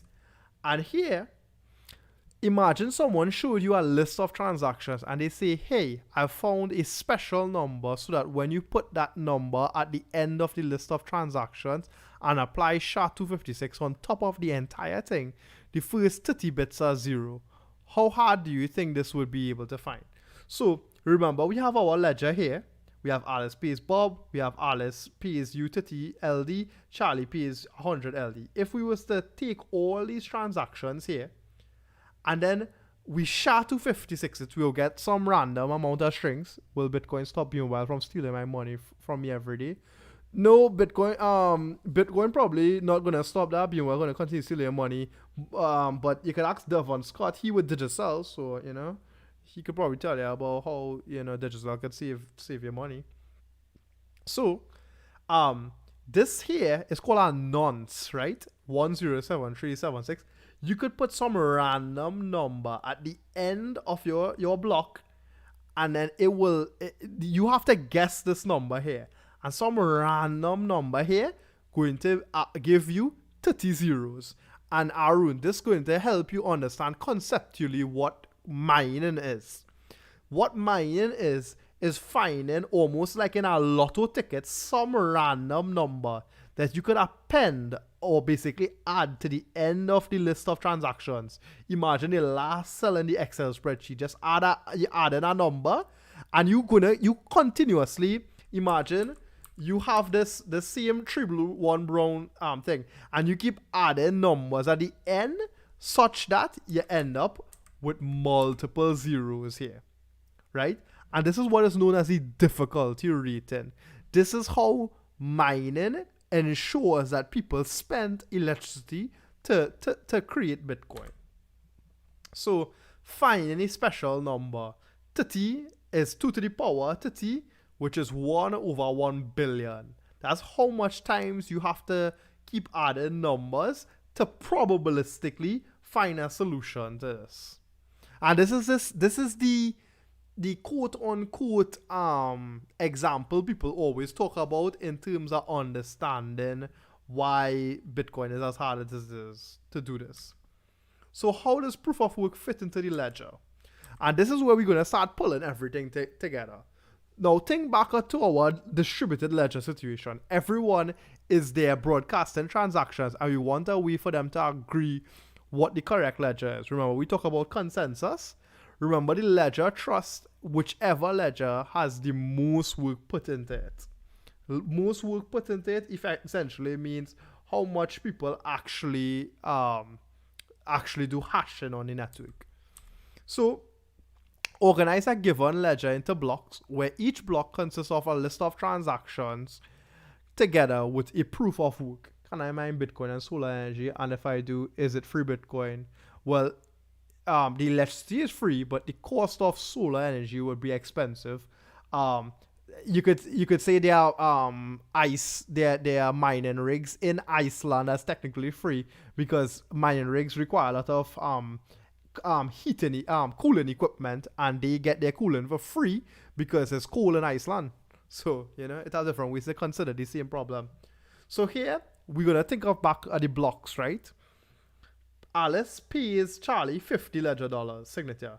Charlie pays you $40 ledger. Then you put some proof of work at the end of it, aka this number here. We're gonna put some proof of work. We're gonna confirm this proof of work. Organize a given ledger into blocks where each block consists of a list of transactions together with a proof of work.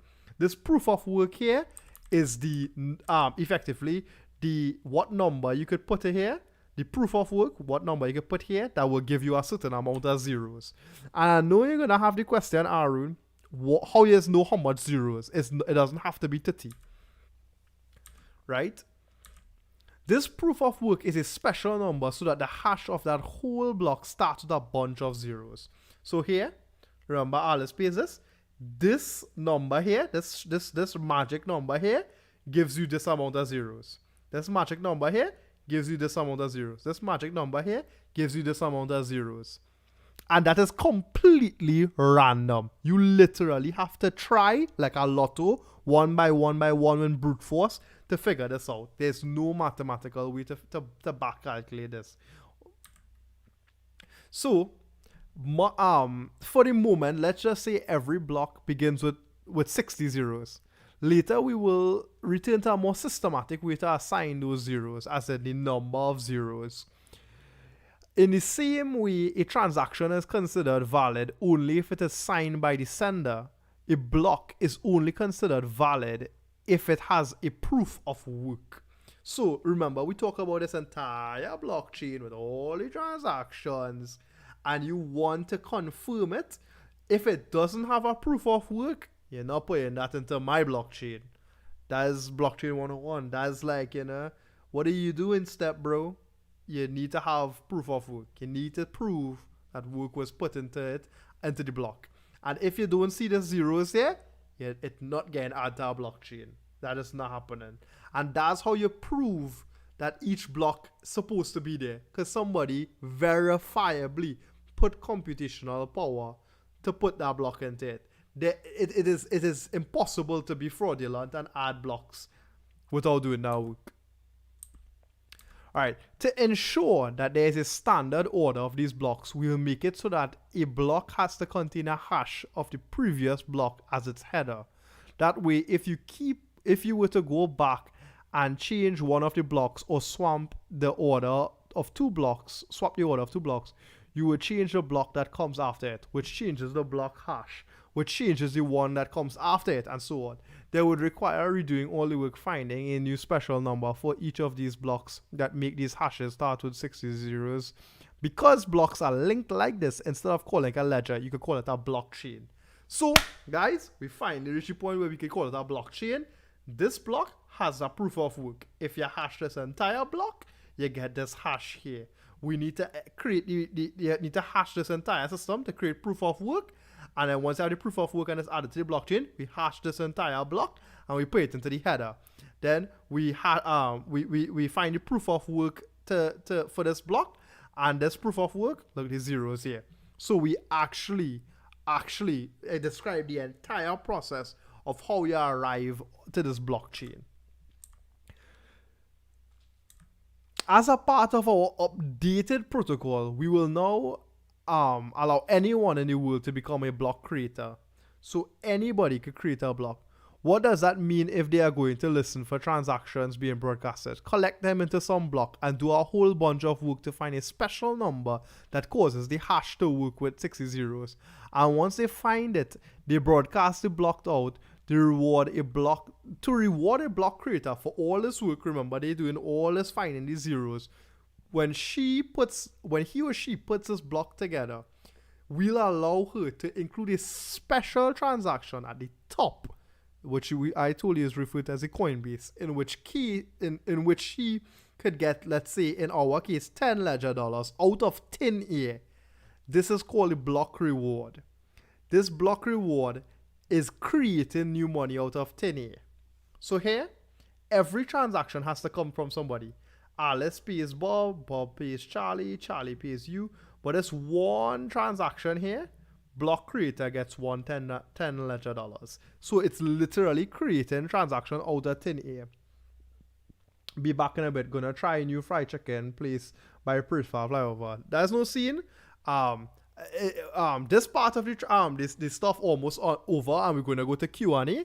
But you'll be back for that. So you have block creator 1, block creator 2, block creator 3. Everybody here competing to put the blocks into the transactions. So previous hash, la la la, boom boom boom. And then you can see here, this person, after trying, he was able to solve it. Creating blocks is called mining, since it requires doing a lot of work and introduction of new bits of money into the system.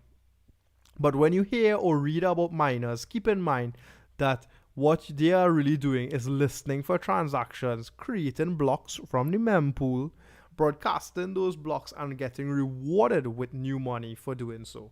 So, doing all this work, proof of work, we are paying the miners. Think of this like, when you have Visa transactions and somebody needs to verify those transactions, that's how you would do this. And from the miner's perspective, each block is like a miniature lottery where everyone is guessing numbers as fast as they can until one lucky individual makes the hash start with as many zeros and they get the reward. So again, from the miner's perspective, they basically brute forcing and putting in as much proof of work as possible to get their reward. So for anyone who wants to use the system to make payments, instead of listening for transactions, they are all listening for blocks broadcast by miners and updating their personal copy of the blockchain, also known as a full node.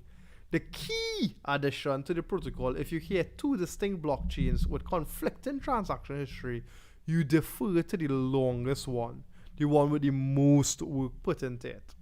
If there is a tie, just wait for additional block, which makes one of them longer. So you could actually have a situation with two blockchains being conflicting. And if there is a confliction, which actually happened earlier this month with BitMEX, and they published that a double spend happened, which didn't occur, and there was a conflicting blockchain, which happens momentarily, and then it would converge back into one straight blockchain that everybody has access to.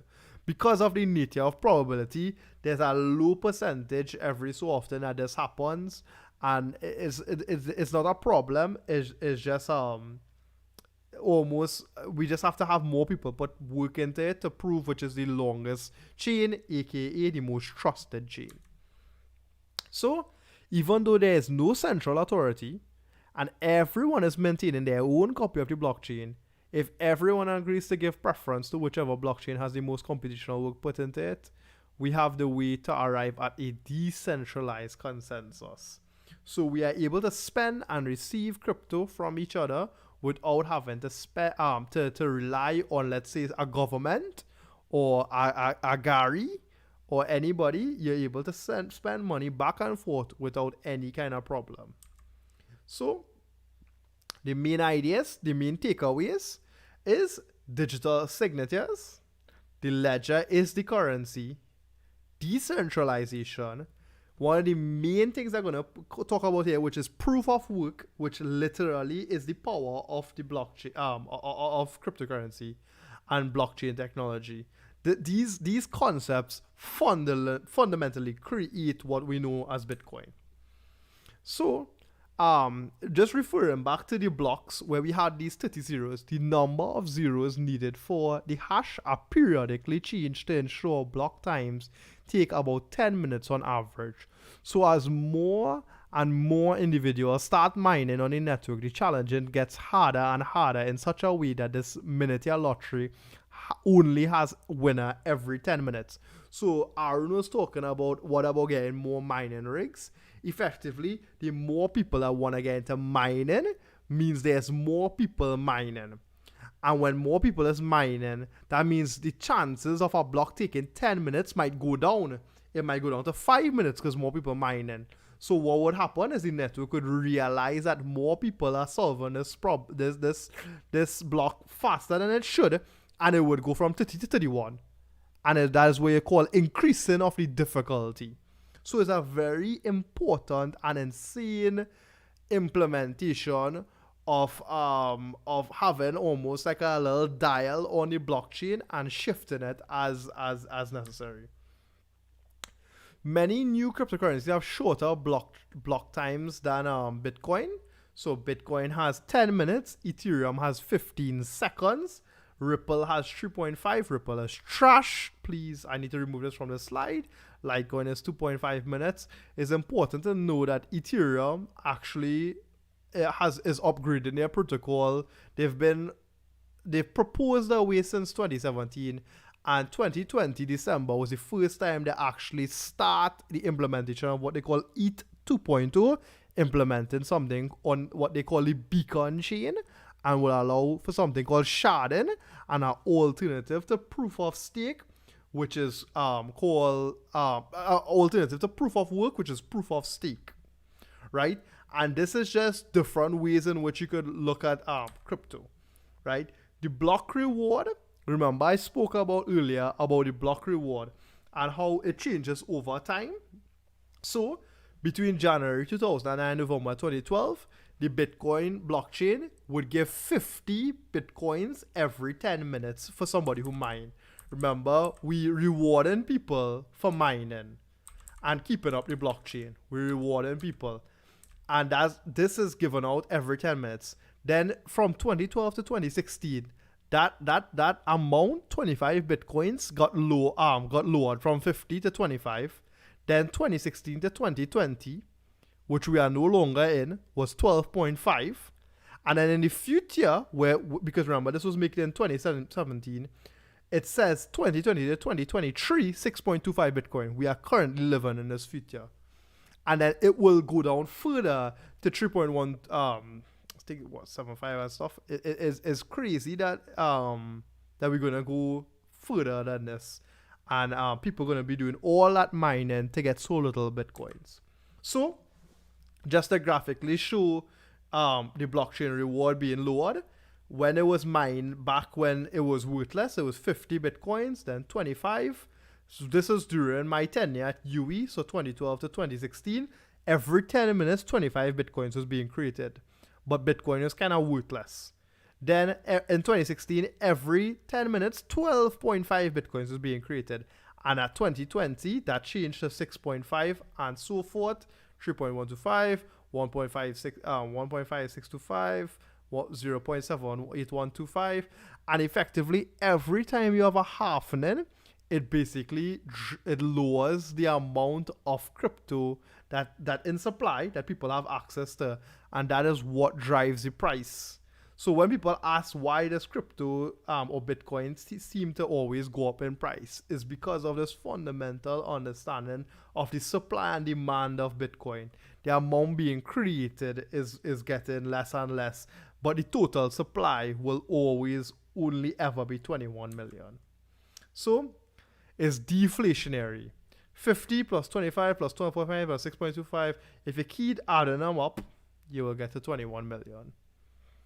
Because this reward decreases geometrically over time, it means there will never be more than 21 billion Bitcoins in existence.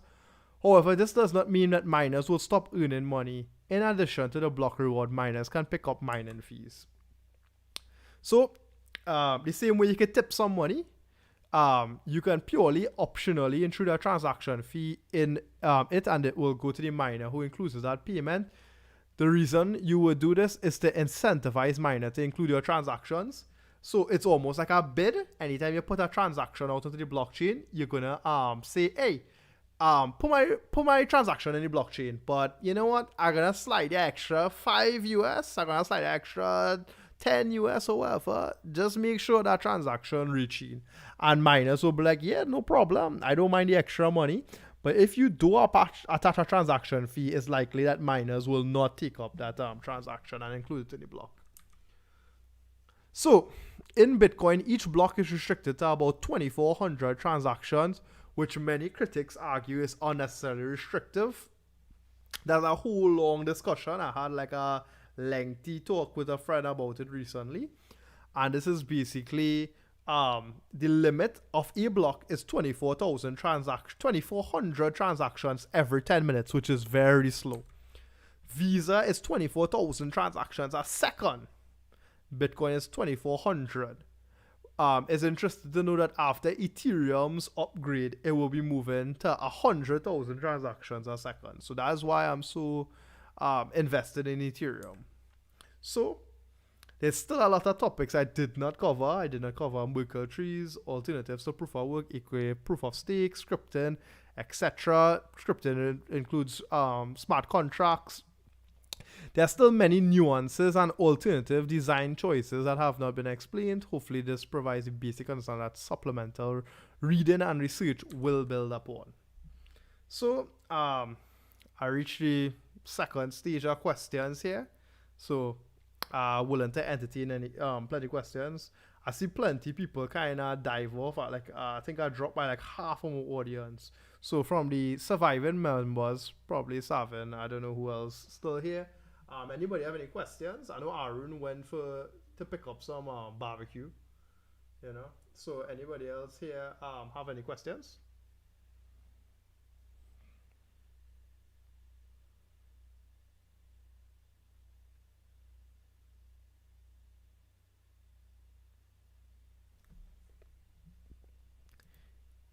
any questions?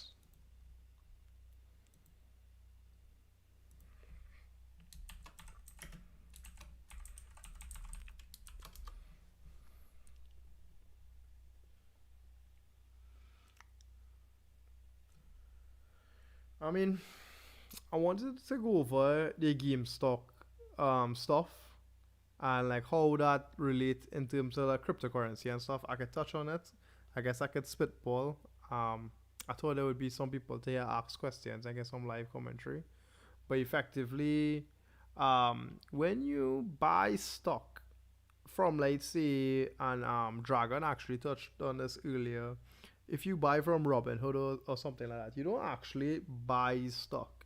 You purchase. Somebody is intended to go to the broker and purchase Bitcoin on behalf of you, and you have to basically go through a process of middlemen before your transaction actually hits the broker, and that entire process is how the companies like Robinhood and stuff justify taking GameStop and AMC and Nokia off the stock market, which is an illegitimate use case and is kind of why that situation occurred. No, I'm going to take a question, Darius. I just was finishing my point there.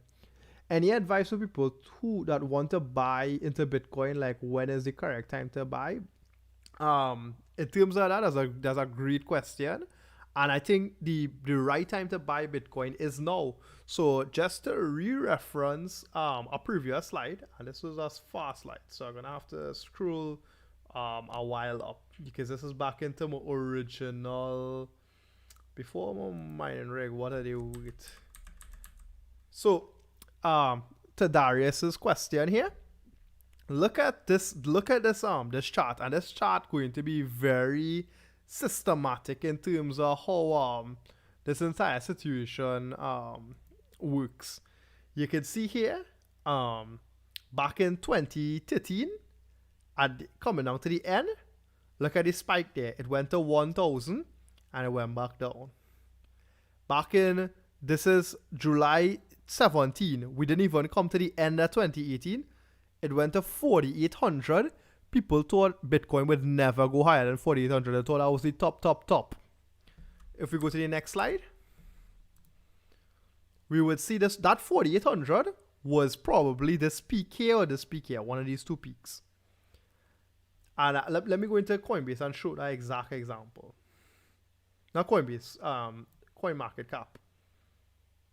So, Darius, as I show you here, look at this 48 here. Look at where this cut off here, right? And let's watch my presentation slide. There was no way to know at 2018 that it would ever go above 4,800. 4,800 seemed impossible. Look at this, 1,000, 4,800. Now it's going back to it going real low. And then if you scroll to the end of the year, let me scroll to the end of the year.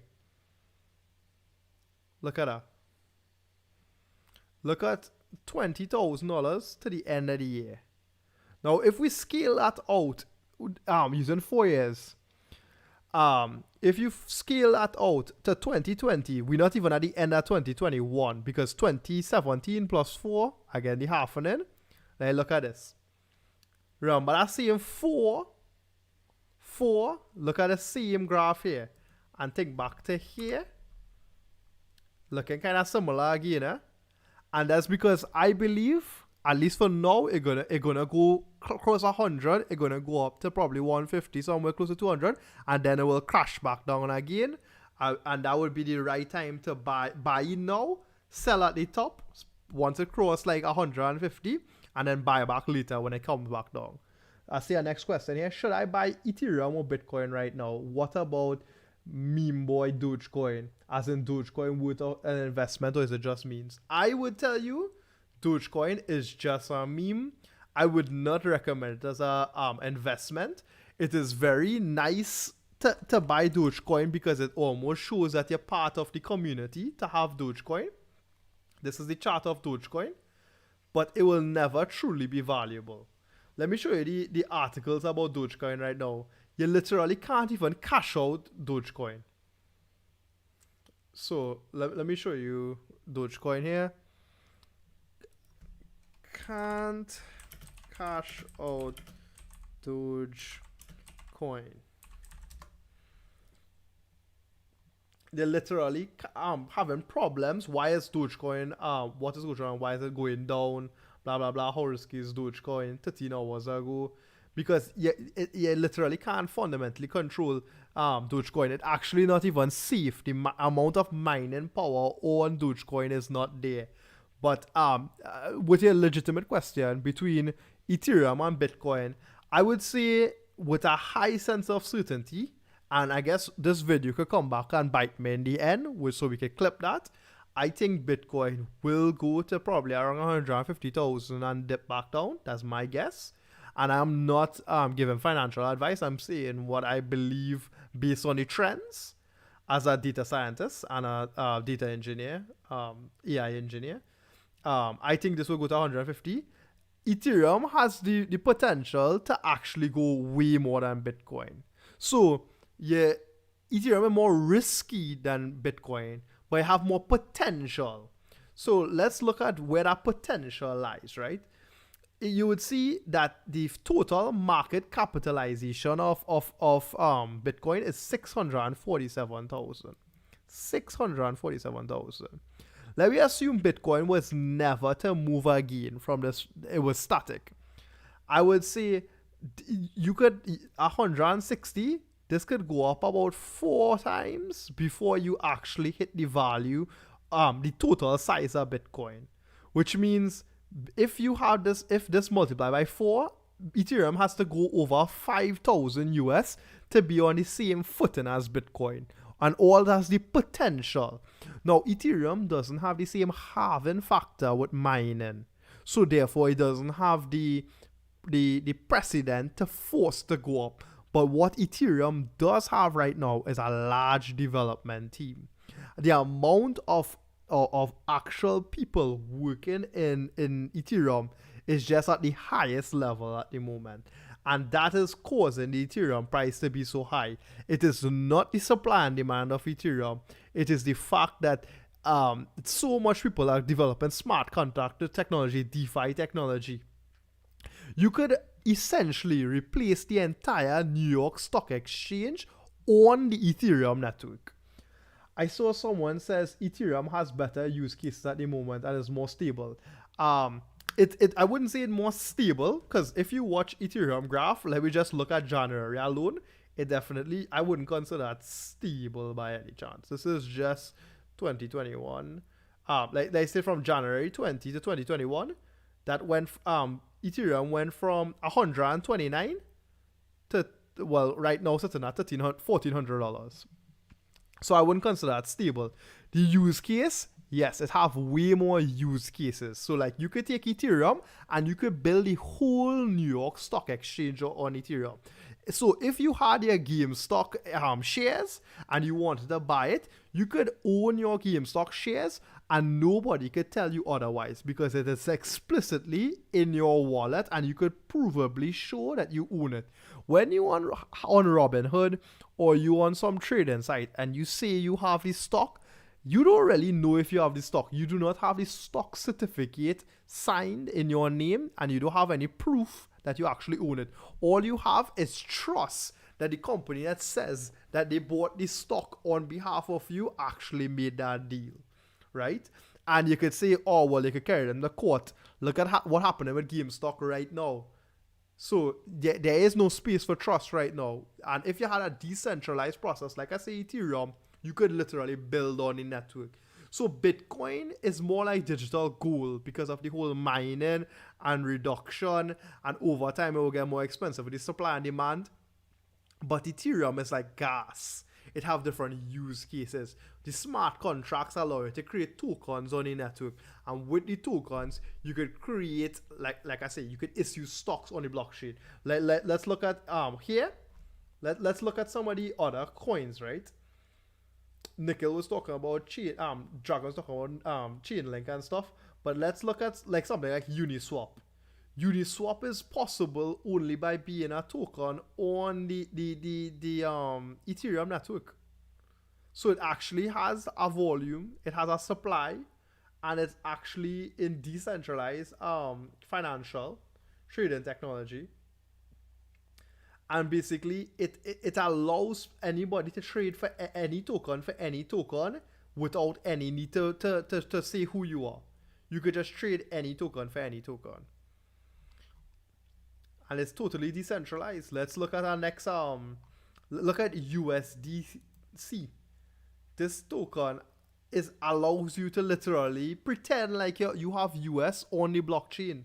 So you don't even need to have actually own like US dollars. You could just have coins. And this is created by Coinbase.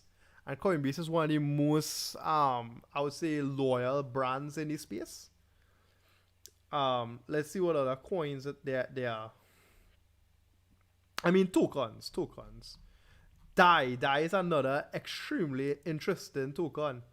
This token allows someone to have $1 US in a decentralized manner. So USDC and Tether, all these coins replicate the US dollar.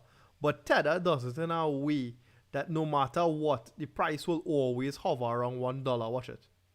Watch the price. It doesn't fluctuate more than a penny, than a cent. Look at this the green line is the only thing. Don't worry about Bitcoin and don't worry about market cap. You don't need to worry about that because all that matter is this price here, the dollar. So I would say Ethereum has more use cases and more potential for upgrades and use cases and ways to change the technology landscape. But Bitcoin fundamentally, the way in which it does mining and is scarce, will always go up.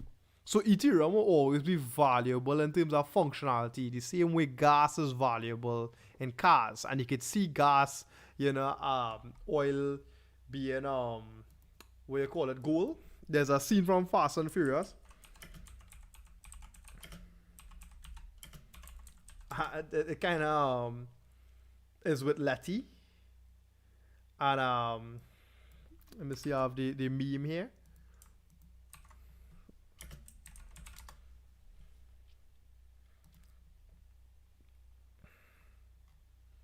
Oh god, I thought I would get it.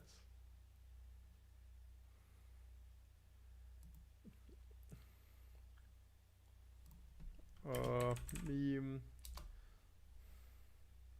She was saying here oil is gold. Down here gas is gold, Baba. You can barely see the meme. Down here gas is gold. See? Down here gas is gold. And that's fundamentally the whole point of Ethereum. Ethereum is literally gas. It allows you to send tokens. It allows you to move smart contract technology. Ethereum, which I haven't explained yet, uses something called a virtual machine. The Ethereum virtual machine. And that is where it definitely changes the entire landscape. And that is why Ethereum is so highly invested on, is because the potential is so high. But Bitcoin is almost fundamentally sound to always make money. And I would say in your investment portfolio, you should probably have more Bitcoin than you have Ethereum. I would say a 50-30 split is good. I mean, hear me, a 70-30 split is probably good. And if you want to take more risk, 50-50 Bitcoin, Ethereum. And if you want to be real risky, probably do 40-40 and take 20% and try your Chainlink, try your Polkadot. Polkadot was doing decently. It was something I was looking at. It only recently came out and it went up from what it was sitting at like $4 and it just recently went up to like $15. So like it tripled. But and it's sitting at number 4 with a high market capitalization.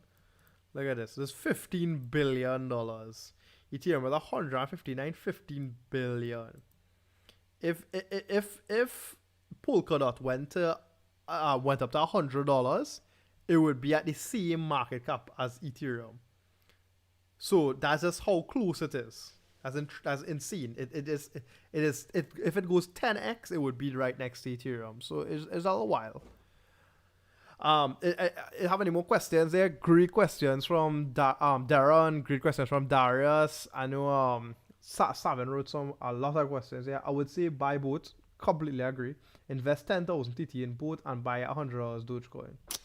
Honestly, I think that's a real good. Savin have some real good split ideas. But we don't know what you're talking about. Why don't you make your own crypto? I actually, in 2017, with a developer, we were working on our own cryptocurrency based on Monero. But based on the current economic climate in Trinidad, it just seemed like it wasn't a good use case, and we didn't bring anything new to the table. So the reason, like, let's say Bitcoin is worth 34,000 and Litecoin is worth, where's Litecoin? There's so much trash. Oh my god, Litecoin really down here. Where's this Litecoin? Did I pass it? I definitely had passed it, I think. It can't be this low. I passed it somewhere. Oh, Litecoin, sure, yeah. At 135 for Litecoin and 34,000, Litecoin is effectively Bitcoin. Let me tell you what the difference between Litecoin and Bitcoin is. It uses a different hashing algorithm, which doesn't change anything else. It changes the time for the block size. So how often a block gets hashed, and I think the size of the block. But that's basically it. Litecoin is basically Bitcoin with some change with some changes. Litecoin is Bitcoin, but nobody wants Litecoin because it doesn't add anything new. Bitcoin is new, and Ethereum adds something new. Bitcoin does things Ethereum doesn't do, and Ethereum does things that Bitcoin doesn't do. So they both could exist at the top. Whereas, let's say Ethereum, Polkadot is trying to do what Ethereum is doing, and Cardano is trying to do things that Ethereum is doing. So until a new cryptocurrency comes and do something that what Bitcoin and Ethereum doesn't do, I think Bitcoin and Ethereum will definitely be the top. Until something comes and adds something new to the game. And that's not something easy to do, by the way. That's a pretty difficult task. Any other questions?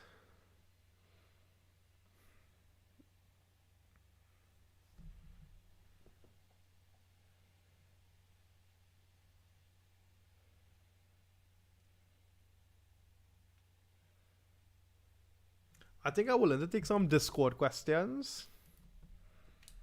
Anyone want to have a quick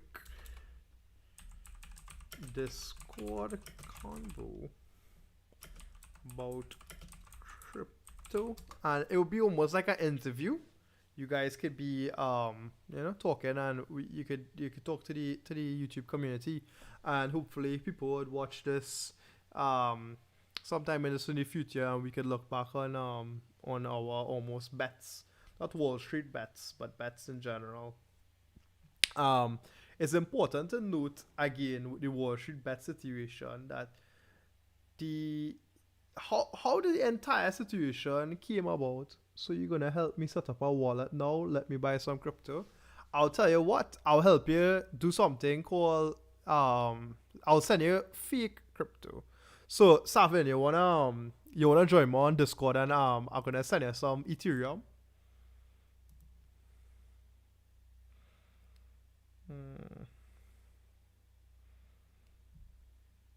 Savin, just join me on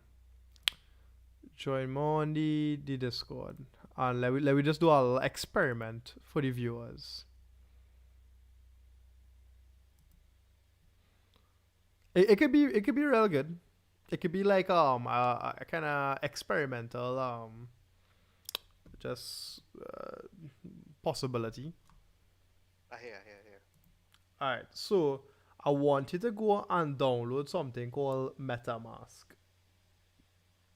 It's a Chrome extension. Found it. Download. Alright, cool. So Master Max for Chrome. Yeah. Add to Chrome. Add extension. Ooh.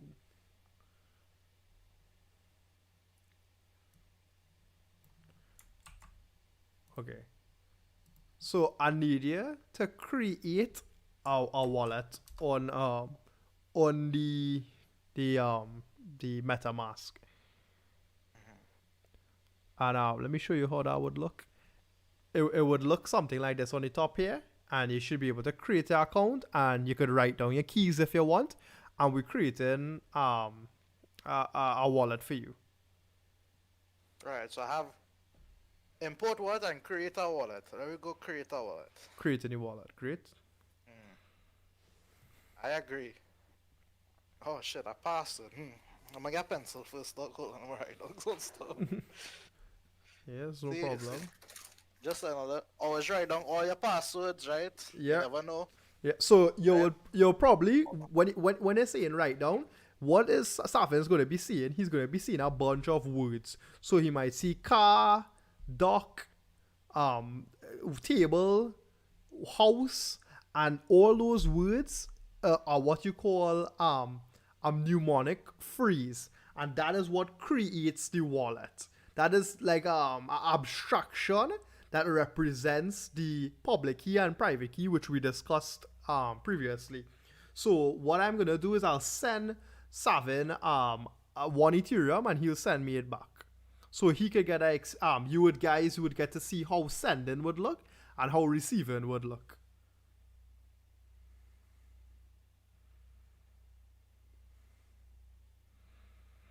I just want to write down all these words, dog. Make sure. Yeah.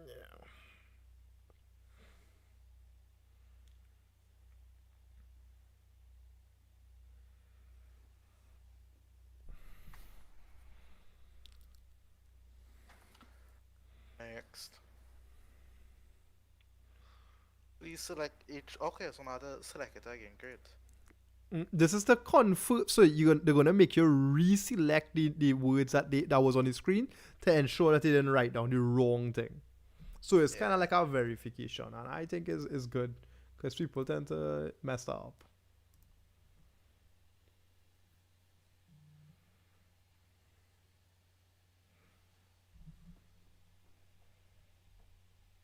All done. Token swapping is here. Right. Start Okay. swapping. Okay. So send me your public address. You can put it in the chat if you want, because like I say, it's public. You can send it to anybody. It doesn't matter. How I find my public address? So okay, wait. So on the top, you see in my the YouTube thing, you see in networks. I want you to select Robston. Right. Wait. It should be in pink. You'll see Ethereum, Robston, Kavan, Renkibi, Corelli. You see that on networks between the fox head and the circle. The fox head and the circle, watch, It have a drop down on networks. Right. Yeah, just click Robston.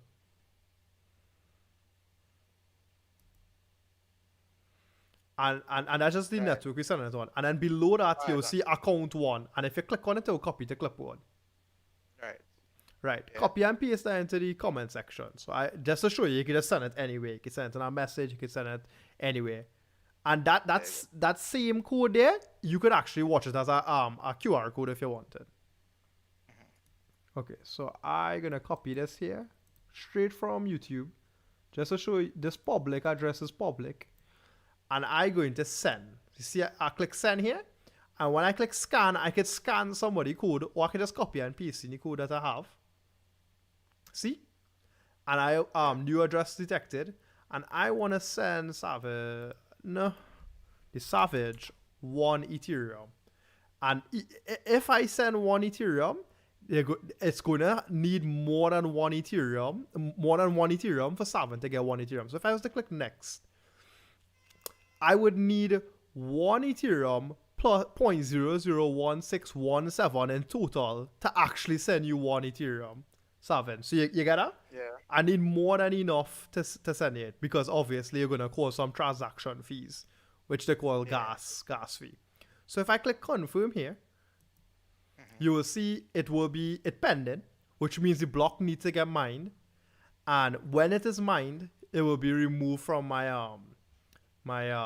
account. So you see it just went down 149, and if I click on it here, I can actually see the details of the transactions. Oh.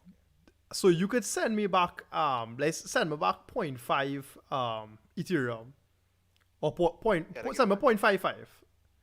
Give me address. Oh yeah, so I'm gonna copy my address here and put it into the chat. And this is to showcase the users how easy it is to send crypto. And when Savin sends me this 0.55, you'll see my balance goes back over to Ethereum. What you want to send here? 0.55. Yeah.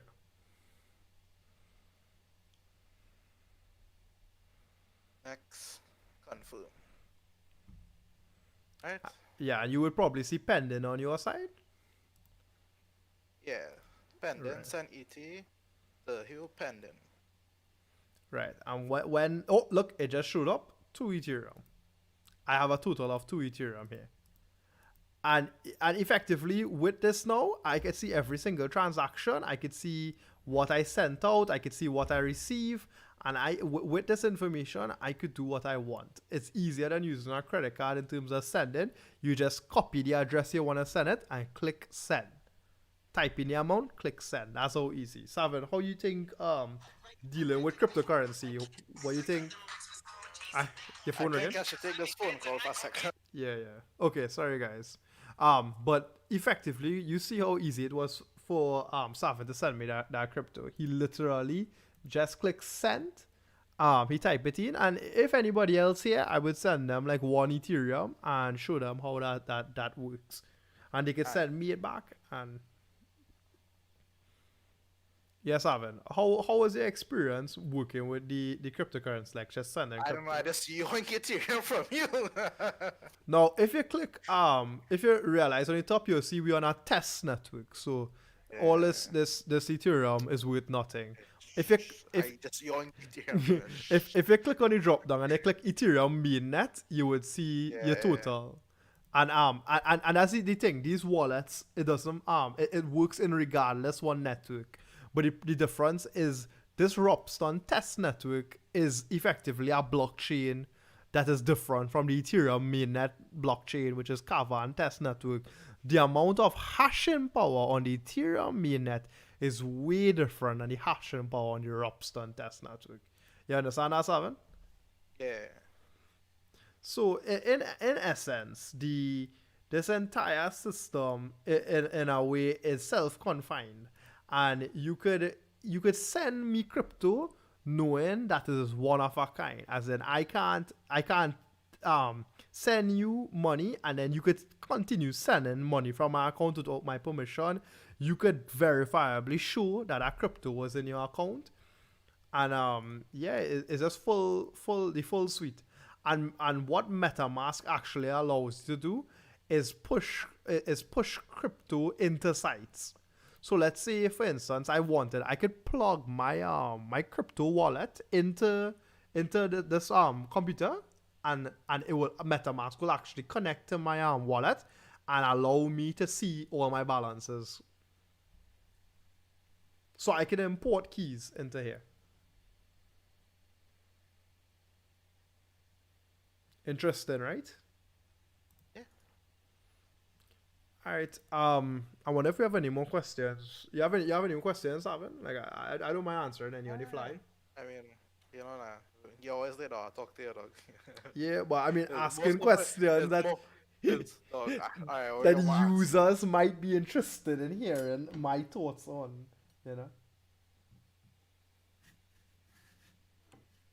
You don't think a real important question is, besides you know showing this with you know how we transfer the crypto in here, right? Right. A lot of people, right, will probably wonder how do you take TT currency now, right? Mm. and then go about finding somebody to buy crypto from. That's actually a Fuck. really good question. That's a really good question. So I could show you two ways off the bat where you could do that. So, if you're watching the screen, head over to local bitcoins.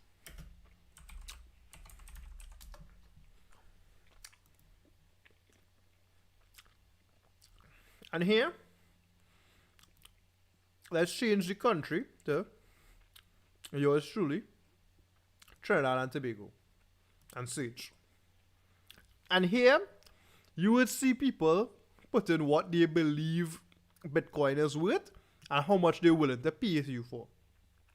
They would take for. So, NKIV868, he says if you give him at a rate of 325,406, he would give you. You transfer it to a Scotia bank account, and he would instantly send you the Bitcoin. This guy, PTC Casino, he willing to do it at a higher rate. And this is the limit. NK Inf will take no more than 4,000 TT. So let me check that in a calculator. To back calculate was the winnings and losings. Because that's what you really want to do. You want to find out, well, am I making a win or a lose? A loss here. So 325,406, right? 325,406,000. If we divide this by what's it cost 1 BTC right now, boy. You also want to check his exchange rate for USDT. Let's just say his exchange rate for USDT is 7, just for ballpark. That means he value Bitcoin at 46,000, the all-time high value. Now let's say he consider Bitcoin TT conversion to be $8, right? And we divide this by 8. We could see he think Bitcoin to be about $40,000. So this is effectively his exchange rate. Now, if we watch on cryptocurrency here, Bitcoin is currently worth $34,000.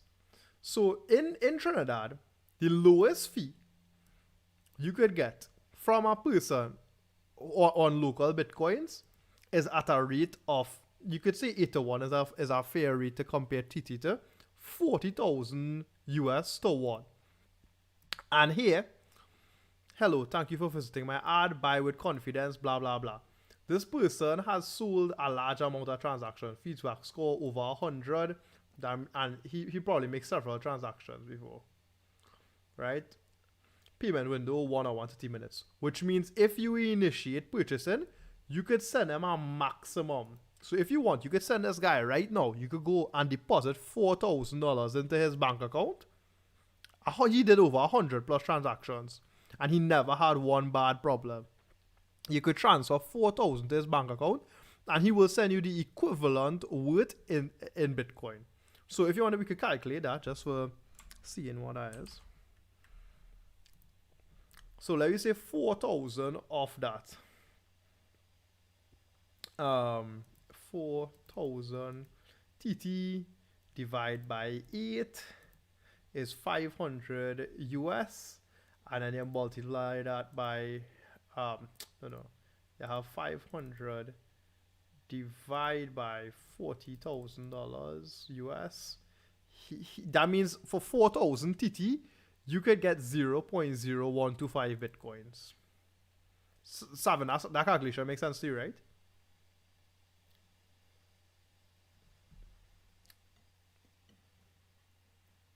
Yeah, maths, and don't worry.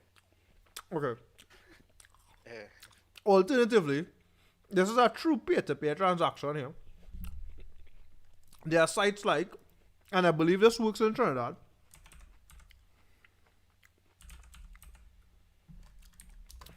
unless Trinidad changes rules, and you could go to something like Changely, and let's see the transaction. So let's say you wanted the same 0.125 and Bitcoin.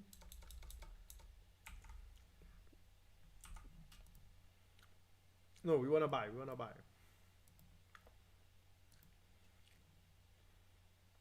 So we wanna buy 500 US. What would 500 US get us? 0.1329 Bitcoin. So more than the other guy was giving you. And you would even be paying at a better rate because you'll be paying at the credit card rate. And they offer Visa.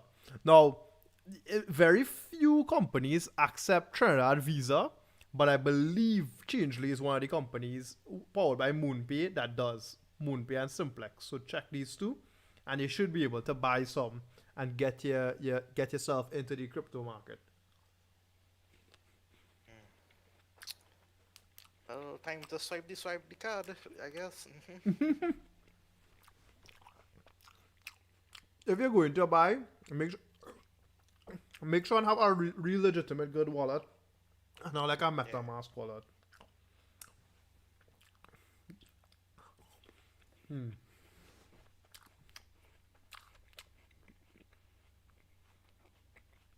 Well, I think we had a real productive stream. I was up for. Back here next month. Yeah, I was up. Does it say how long I was up? Yeah, you're over 2 hours for sure now. Yeah. About maybe 2 hours and 20 minutes and probably. That we talking about a productive stream. I was able to hold over like 10 viewers for a long time. I think on like 7, which I think is pretty decent. So I think this was pretty successful. And hopefully we could do one of these again in the future. Alright, friends. Hopefully you all enjoy. Keep asking me questions, keep sending messages, and maybe we'll do another one of this updated, maybe with Ethereum, maybe with actually purchasing crypto live. We could put in some new elements, get some thoughts on how the emerging technology changing the field, and probably have some people that I could interact with, like speaker live chatting over back and forth. I see I have 8 current viewers, so guys, I hope you enjoy. Kim, hope you watch through to the end, and again, if you have more questions, probably we should compile it together, and I will create a whole new live stream discussing those questions. So hope everybody enjoy, and I'll catch you